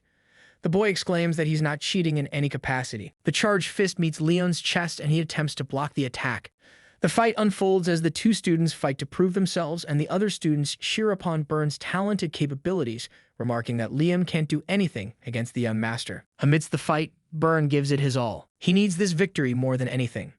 He glares down at the opponent he is always considered inferior, and his pride won't let him stand above him at any cost. He recalls his dark past, looking at the cruel treatment his father gave his brother as he asked him not to concern himself over such a weakling, one who has no place in their family.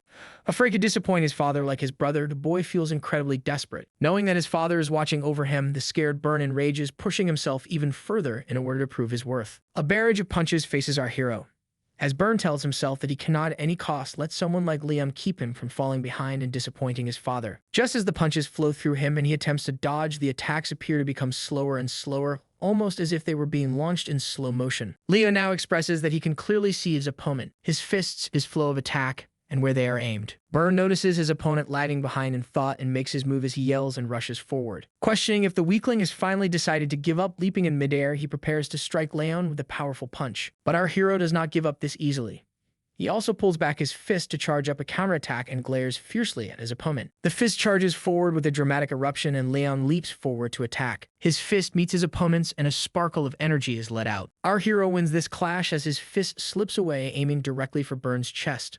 Byrne is taken aback when his attack is pushed back by Leon's strong punch. His eyes widen and he scoffs with frustration. He questions how this is possible. Looking back at the fist he charged up, continuing to rush forward to attack. Golden lightning sparks around Leon's body as he moves forward with a vicious gaze and charges up another powerful punch before striking Byrne in the gut. Finally, the boy is blasted away upon impact as he groans in pain. The crowd lets out yet another resounding gasp, unable to believe that young Master Byrne was defeated once again. Byrne's father jumps up from his seat and grits his teeth in agitation as a man yells out that this is impossible. The patriarch too is taken by surprise when his supposedly incompetent grandson defeats the talented young master. The voice of the man from earlier exclaims that the move performed by Leon is in fact the righteous tiger's fist. Continuing the man's sentence, Burn questions our hero. His voice shakes and he trembles while attempting to get up from the ground, asking him how he was able to use his martial arts skill and standing confidently once again. Leon blatantly answers that Burns showed him how it was done and simply coked him in return. This boy never fails to surprise us, always defying his body's limits to accomplish the impossible. Shocking jumps and sound gasps unfold from among the crowd of families that spectate the duel that has taken place. And they question Leon's righteous tiger fist, asking how he is able to perform such a move without having learned any aura. Nervousness fills the arena as the surprised families begin to speculate that maybe the student had learned the skill in secret, which they believe is the only logical explanation. They still cannot seem to process our young hero's victory, as he grips his fist to massage away the slight pain. Limer stands before the victorious Leon, who is standing in front of the defeated Baron. The boy finally bows down in shame, accepting his defeat. Meanwhile, Limer has to cover his gaping mouth with his hand to hide his astonishment at the shocking results. Assessing Leon's incredible show of intelligence, he elaborates that Leon countered Burns' attack by having him spin in the other direction. He mentions that just seeing the flow of one's opponent makes them worthy of being called a genius in the world of martial arts. Concluding his assessment, he explains that Leon used the flow to make his opponent's technique his own. Limer believes that this kind of talent easily sets someone on the path to being the strongest on the continent. And now that he has seen it for himself in Leon, he expresses that this is the kind of talent that the Patriarch had wanted, naming it to be perpetual talent. The duel has come to an end, and Limer announces to the audience that the results speak for themselves, concluding the test by deeming our hero victorious. Just as the test is called to be concluded, a woman rushes past the crowd of families and makes her way to the battlefield, her arms reaching forward for a hug. The charging woman is noticed by Leon, who recognizes her as his mom, Sylvia. Her eyes fill up with awe and joy as she firmly hugs her son in a beautiful moment. This concludes the martial arts training test, ending on a heartfelt moment as Sylvia sheds tears of joy, while Wrath annoyingly flares up and asks to go home quickly because he's hungry. Ludin's passing of the test is also celebrated by her parents, who hug their child and cry tears of joy too, with her father holding her close and comforting her. Burn is also taken away by his father's messenger, who walks with him with a gloomy look on his face. Burn's eye catches his father from among the crowd, glaring down at him with a disappointing look on his face before turning away and mixing in between the crowd. The poor boy feels the weight of his father's disappointment as he slouches over and falls into deep despair. This concludes the day, and night falls upon the continent soon after. We see then Burn standing in front of his father's desk, who has his face turned away from his son. Silence fills the room as Burn continues to fall into a state of despair. But he is taken aback when Karan Zikart, the boy's father, suddenly calls his name with a heavy voice. It shakes the young warrior up, and he stutters as he responds to his call. Karan questions if the incompetent warrior remembers what he had been asked, and Burn states that his father had asked him to become the top trainee and not to lose to anyone.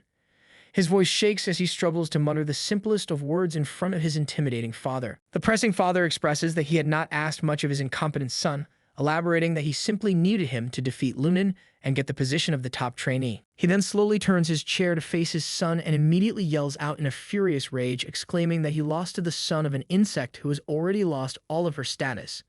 He questions if Burn had intended to shame his father from the beginning. He continues to confront his son, asking if he wants to end up like his brother as well. This alerts Burn, who is shaken up at the sudden mention of the same treatment as his brother. Concluding the confrontation, Karan Zigard expresses that his son has already lost his first chance, but there is still room for him to redeem himself. So he asked him to become the top trainee once again by the time of their graduation. Done with what he had to say, the father commands his disappointing son to leave his sights immediately.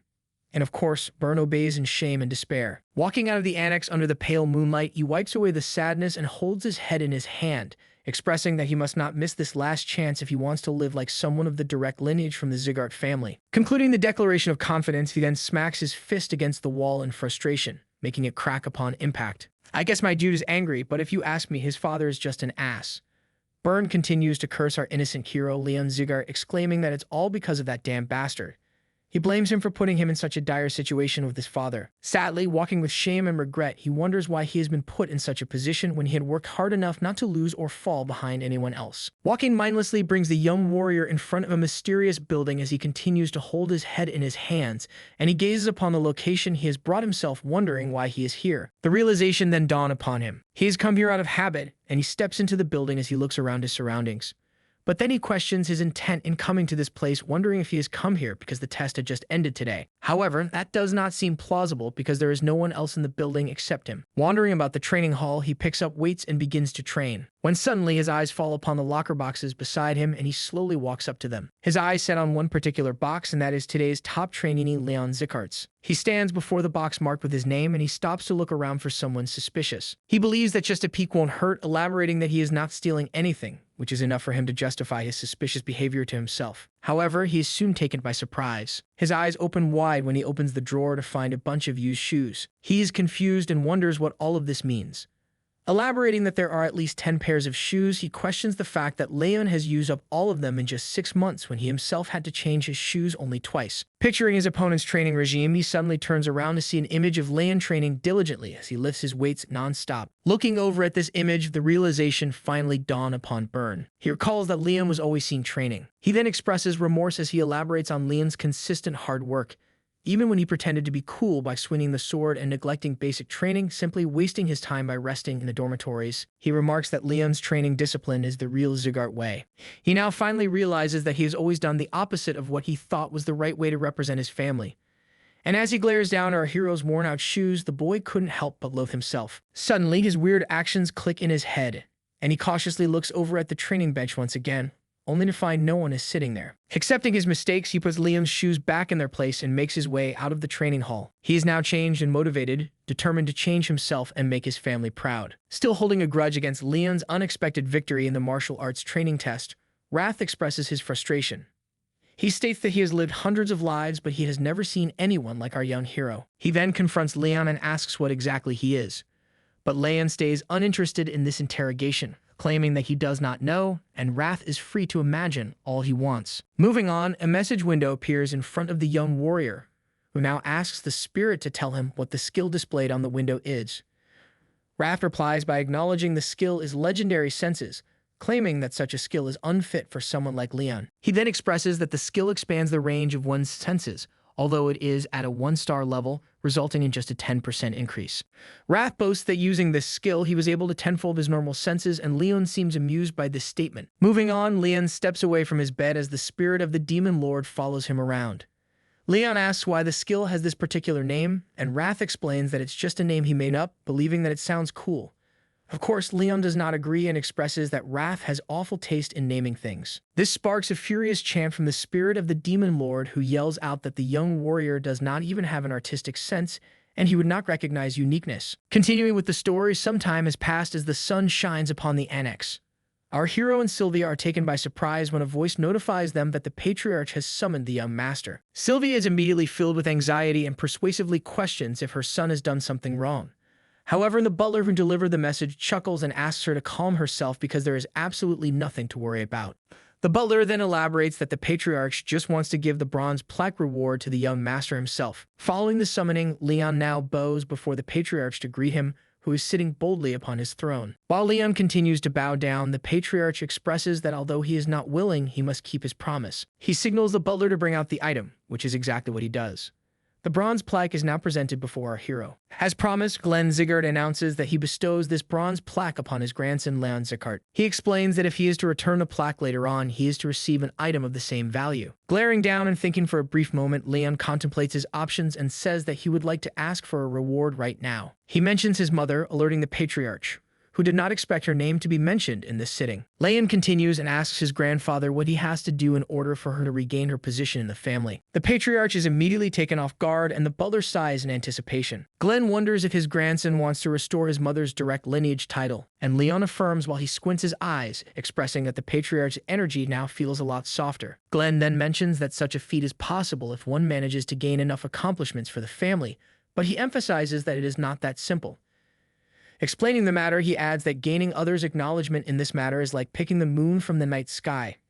He expresses it to be a difficult task, especially for a kid like him. Leon carefully listens to his grandfather's words as he glares down at his bronze plaque. And after listening to what his grandfather had to say, Leon smiles and states that at least it's possible. He places the bronze plaque back into the butler's tray and thanks the patriarch for his response. Our hero now makes his leave as he steps away, but he is immediately stopped by a call from the patriarch. Just as he responds to the call, the patriarch states that the young warrior has only asked a question which he would have answered even without the bronze plaque. This surprises the young warrior, who is taken back by the patriarch's sudden change in tone. He remarks that he had never anticipated the Northern King of Annihilation to behave so softly. The King of Annihilation then proceeds to ask the young warrior about his proper reward. And firmly tightening his fists, Leon contemplates that there is indeed one thing that he desires the most right now. He reveals his wish and asks the patriarch for a special training technique, which the king blatantly answers by saying that the instructors will teach him that during his basic training. However, Leon elaborates that he needs better aura training than what they teach at the training halls. So he asks the patriarch to teach him a training technique equivalent in value to the bronze plaque. Back in our hero's mind, he expresses that the shadow technique he used in his past life is not enough to restore his mother's former title and to confront his worst enemy, Daruth. He will need a much stronger and better aura. Hearing his grandson's wish, the patriarch mentions a training technique. An immediate flick of the finger reveals a door that opens into the hall as a bright light shines through. Unable to do anything but stand there in a daze, our young hero gazes upon the countless bookshelves that appear out of nowhere, surrounding him from all sides. Suddenly, he now stands next to tall bookshelves filled with countless books. He begins to speak, but the patriarch sneaks through one of the bookshelves as he finishes his sentence. He tells the young warrior that these are a collection of a few books of the Zigart family and explains that if the young warrior places his hand in the middle, the book he wants the most will appear before him in the blink of an eye, acknowledging and understanding the instructions. Now Leon reaches forth his hand in nervousness. He expresses that he needs something better than the shadow training technique, hoping that something good will come out. While our hero reaches out his hand, the magic of the veil dramatically slides a book out of a bookshelf, and it suddenly appears before him, falling right into his hand. As the book falls into our hero's hands, he notices the worn-out panels and cover, making him question its origins. But seeing this particular book fall into the young warrior's hand, the patriarch along with the butler are both taken by surprise. It seemed as if the presence of this book has alerted them. The patriarch immediately sits up from his throne in agitation and yells out to question why that particular book falls into his hands. But it is too late for him to do anything, as the book now appears before our hero and the pages begin to flip rapidly while he reaches out his hand to grab it. As he reaches for the book, he notices the title Thousand Flames Technique. He wonders in curiosity what kind of training technique this is. However, his excitement and curiosity soon turn into shock and despair. The book suddenly starts to flutter violently and a strong wave of energy bursts out in front of Leon. He takes a step back while his eyes stay locked onto the book. Golden energy bursts forth around Leon as pages fly out, roaring among the surroundings, while the patriarch gracefully observes the situation unfold with an observant glare. Recalling past events, this is when we are told the backstory behind the patriarch's cold motives. A man questions if he thinks that Sylvia is being ostracized by the family, but he does not pay heed to his daughter's concerns.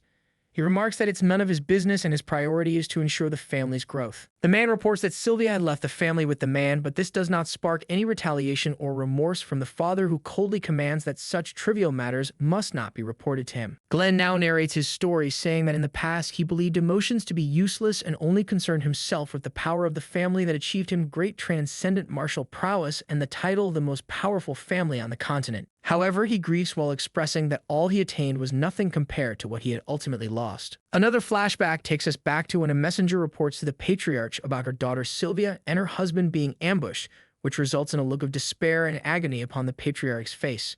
The reporter adds that they were ambushed by Eden, who recognized the patriarch's daughter. The daughter is fine, but the other two with them died on the scene.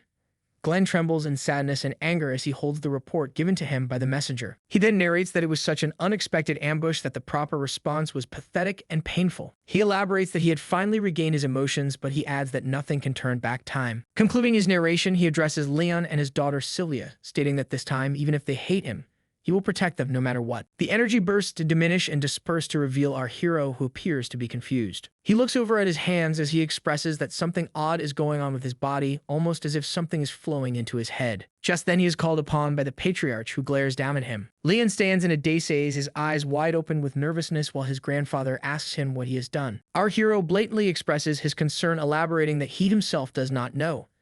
He explains that he only remembers the contents of the training technique. When the patriarch asks him about the name of that technique, Leon briefly observes the strange new feeling of power that flows through his body before stating the name to be the Thousand Flames Technique. This is when a message window pops up notifying our hero that the Thousand Flames Technique has been saved in the memory. After the thunderous reveal of Leon's newfound technique, the patriarch now confronts our hero to ask if he knows the contents of the book as well.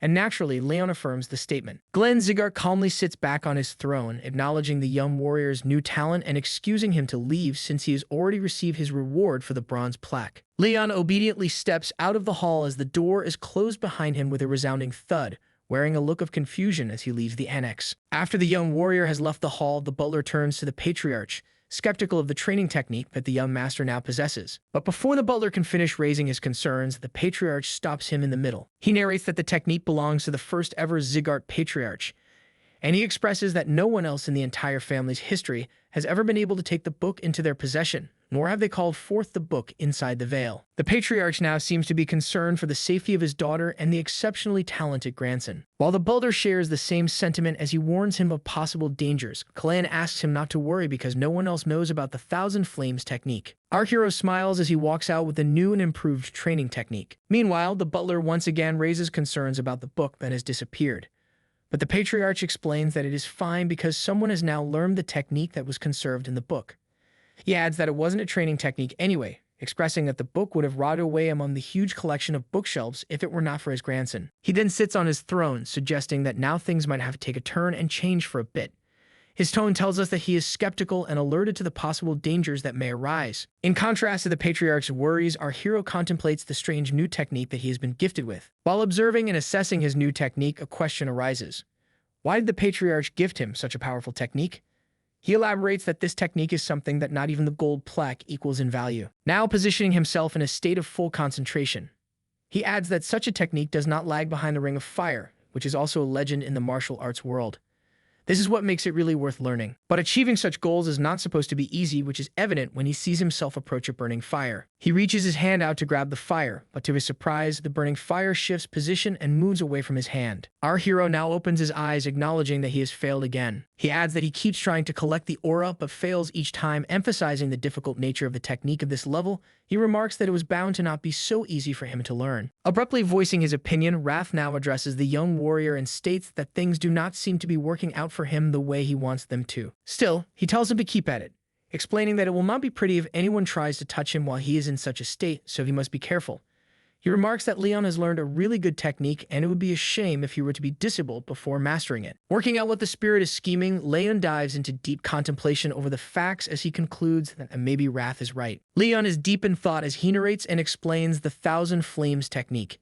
He elaborates that it is a training technique that lets a person absorb the nature's energy to build aura inside their core. He adds that if the process is interrupted at the wrong moment, it might permanently damage the mana circuits or the mana core. He expresses that it is exceptionally dangerous for him because he already has the bitter cold curse in his mana circuits. Now addressing the spirit, he asks him not to interrupt the process if that much is acknowledged, but the spirit of the demon lord has a suspicious smile on his face. Leon now suddenly notices a hostile energy coming off of Wrath, and Wrath smiles wide, elaborating that he will only interrupt him once during his training. Our hero remarks that such a mistake will lead to the spirit having a damaged body too, which would be a loss for him, but Wrath does not seem to care and is quite persistent. He viciously smiles at his target, explaining that Leon would not be able to overcome the feeling because he is human. And he expresses that even if Leon's limbs are cut off or his energy core explodes, he can still bring him back. Wrath now reveals his evil scheme as he moves closer to the young warrior and expresses that when the target will have become unable to use his energy core and give everything up, that would be the best chance for him to strike. Shockingly, Leon is not bothered by the vile schemes of Wrath, and instead he agrees with Wrath to allow him to do it just once to see what it is that he can do. Wrath has now become cocky and confident that his plan will work, and he flies around the room with his blazing fire following him.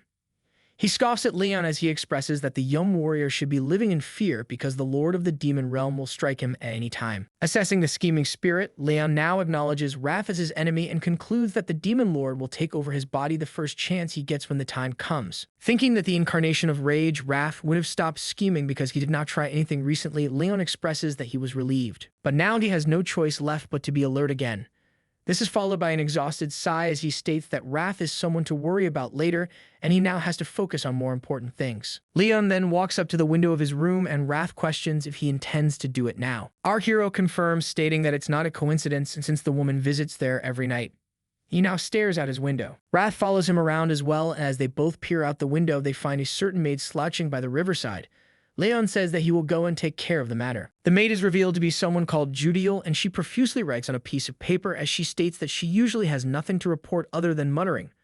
but she exclaims that today she has found something interesting. Judeo contemplates what she has to report, and she expresses that she never would have thought that the young master would get such a valuable training technique as a reward for just the bronze plaque. She adds that while observing Leon, the mana flow that she felt while he had been training his aura earlier was out of the ordinary. Continuing to write, she expresses that such information is definitely worth noting for the intermediate martial hall too. Now concluding the report, she folds up the paper in front of her as she tells herself that even if she has been ordered to do this, the victim is only a child, and she wonders how long she has to do this for. She places the folded paper upon the river that flows in front of her. The paper floats away on the water, and the maid takes a sigh of relief. But just then, a blade suddenly appears, pressed against her neck. She was just about to leave when suddenly she now faces this strange and mysterious anomaly. Nervousness takes over Judeo as she starts to sweat. The mysterious man stands behind her with a blade pressed against her throat and with a heavy voice filled with murderous intent. The man claims that if she moves or speaks, she will meet the face of death. The man commands Judeo to look down at the lake, and she obediently tilts her head forward, nervously wondering who it is. She questions who could possess such terrible bloodlust. Just as she gazes upon her reflection in the lake, her eyes fall upon the face of the mysterious man that threatens her, and she is taken by surprise when she finds out that the one with such bloodthirst is none other than our hero, which makes her wonder how the kid had managed to sneak up on her at all. Leon now confronts the spy. He moves closer to her ear as he states that he has felt a pair of eyes watching over him since the day he came back to the annex, and he asks if the spy had gotten the information that she wanted. This unmasking startles Judeo and takes her by surprise. She expresses it to be impossible as her eyes widen in shock, and she exclaims that she had thought she hid her presence perfectly. But then the realization dawned upon her that Leon was simply pretending to not know. Pressing the blade further against her neck, Leon threatens her once again and commands her to open her mouth. She hesitantly opens it, and our hero shoves some sort of mysterious ball deep into her throat. Judeo gags and belches as she swallows the strange thing and bends down to get a hold of herself. When Leon lets go of her and steps away into the lake, he picks up the letter she had been writing and opens it up to find nothing written on it. He realizes that he is not able to see the contents of the letter and speculates that he may need some special method to make the words visible again. Leon now exclaims that the correct answer is moonlight, and upon hearing that, there is a look of despair and desperation on Judeo's face as she glares at her vicious young master. Judeo's voice shakes and she trembles in confusion. She asks how Leon was able to know. But without answering her question, Leon now narrates the names of people from the Zigart family: Alice, Daniel, and Karun. Just narrating a few of the family members' names, our hero concludes the perpetrator to be Karun Zigart. He claims that this is Karen Zigart's doing, which makes Judeo lose the color on her face. Her eyes widen, and she grits her teeth in agitation. She deems it impossible for Leon to be able to know all this so easily when she is sure her face did not change when he recited the names.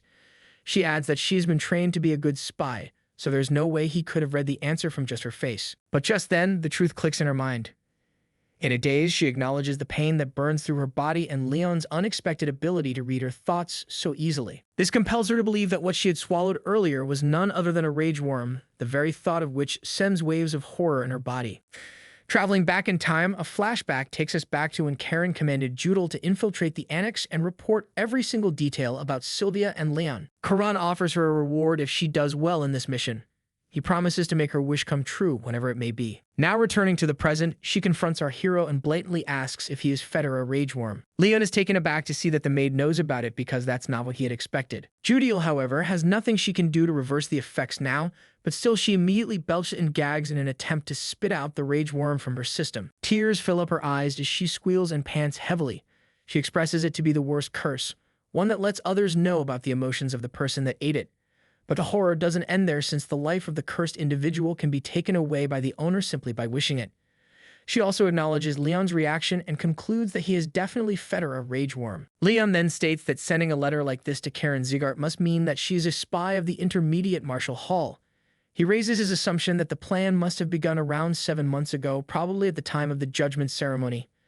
He then reads out the contents of the letter as he remarks it to be quite detailed, elaborating that Judeo has not only written information about him, but also about Sylvia, Helen, and all the other maids in the annex. Judeo is now cursing her past self for taking on this mission and thinking that it would have been easy since Sylvia had broken energy core and Mona circuits. She actually believed that she could have gotten this done easily. But as she assesses Leon's behavior and vicious intent, she concludes that the child that stands before her is not a child, but a monster instead. Judeo is now desperate for redemption and will do anything she can to get out of this mess.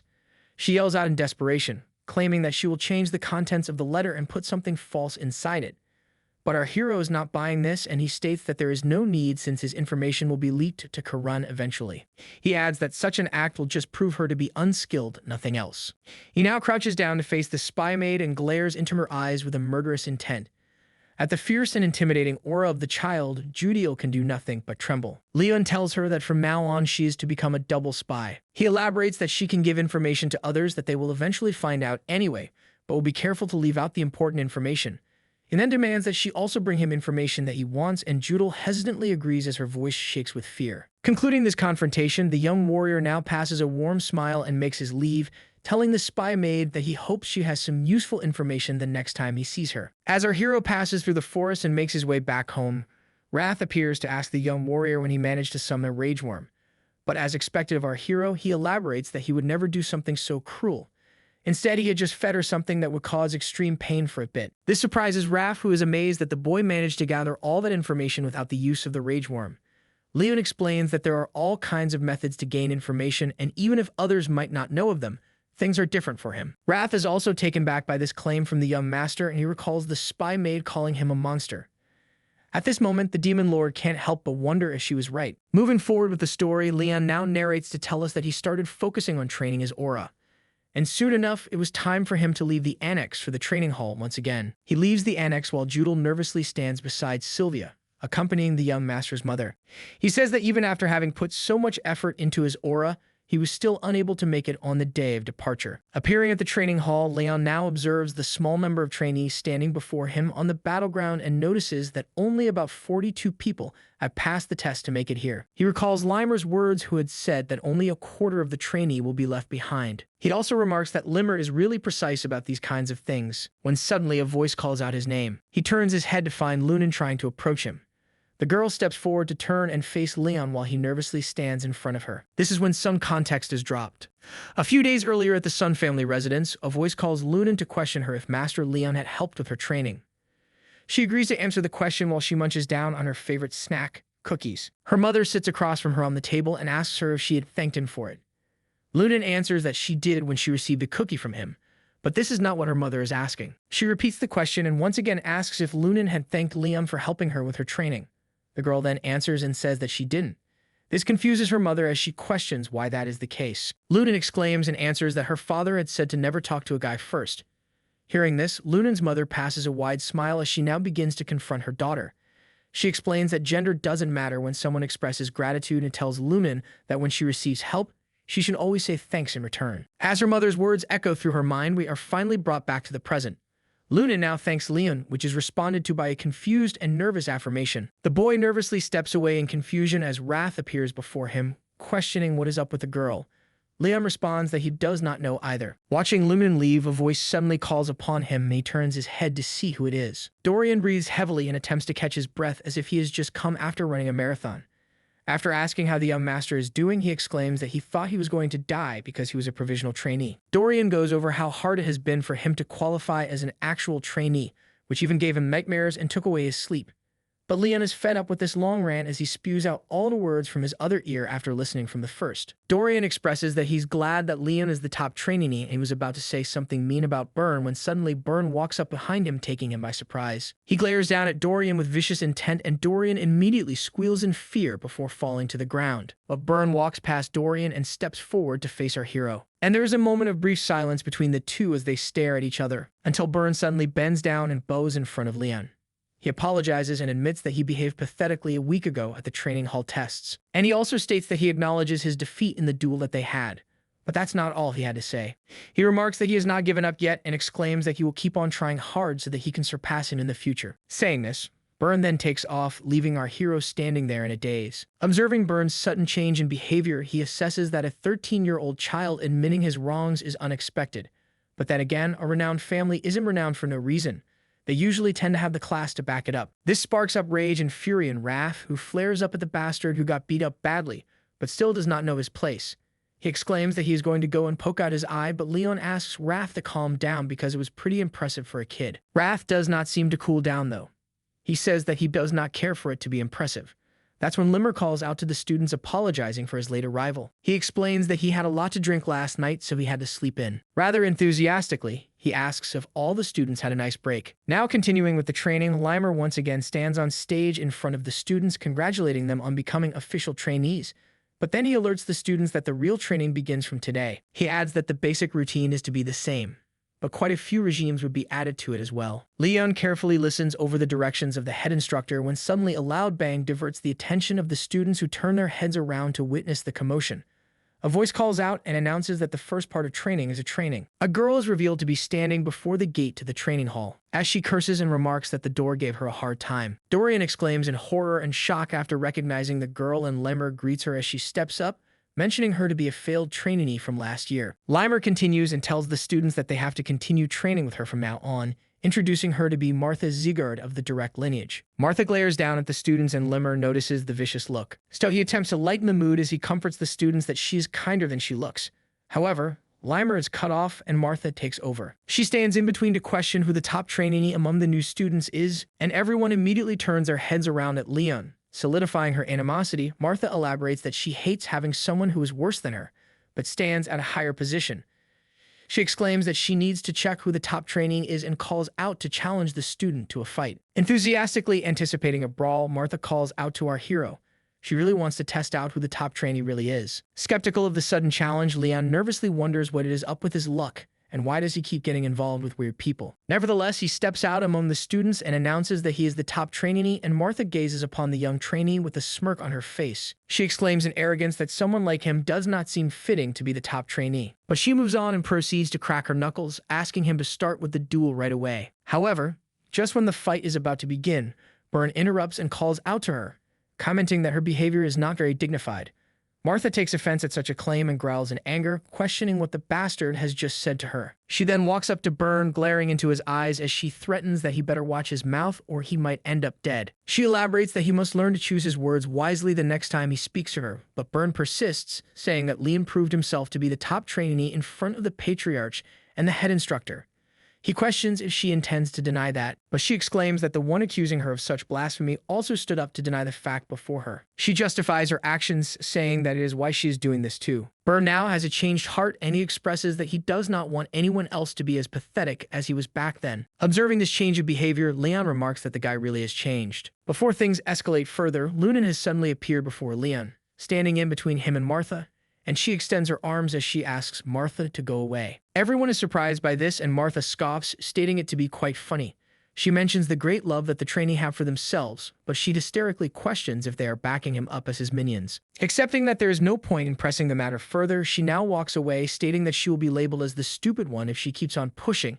She decides to honor the public opinion and move away. But before you know it, a vicious smile appears on her face. And in the blink of an eye, she now appears in the sky, approaching our hero as she states that she hates cowards who hide behind others even more than arrogant bastards. Lunan and Byrne are taken by surprise at such lightning speed, and they immediately turn their heads in concern. But Martha charges forward with her fist clenched, exclaiming that she will beat up the coward as she pleases. This does not prove to work, and Martha is easily handled by Leon, who dodges her fist and smacks her down. It's clear from her face that she cannot make sense of what's happening, wondering how her punch did not land. Just as she looks up to locate her target, her eye glances upon a fist that charges right at her. The punch connects, and Martha is blown away with the attack as she slides across the ground. Byrne is startled, and Limmer calmly observes the commotion with a smile on his face. Martha's eyes now open wide with her mouth agape as she attempts to make sense of what had just happened. She is left speechless, and after a brief moment when the realization of failure dawns upon her, she scoffs, letting her anger quickly take over her body. Now enraged, she yells out to question what the hell has happened. Dark aura surrounds her body as she slowly steps forward, crushing and cracking the ground below her feet with each step she takes. She calls upon her hero and raises her fist as she states that he will not be walking home today. But before things proceed any further, her fist is caught by the head instructor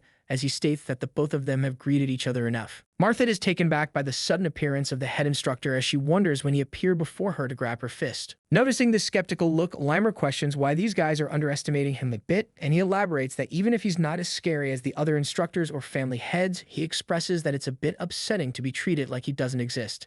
He addresses Martha as he mentions that Leon has not even started learning it yet, and he asks her if she doesn't think that she would be winning by cheating if she fights him now. Annoyed by Limmer's remarks and ongoing rant, she smacks away his hand to release herself from his grip, and Limmer states that she can fight the young warrior once he has learned aura.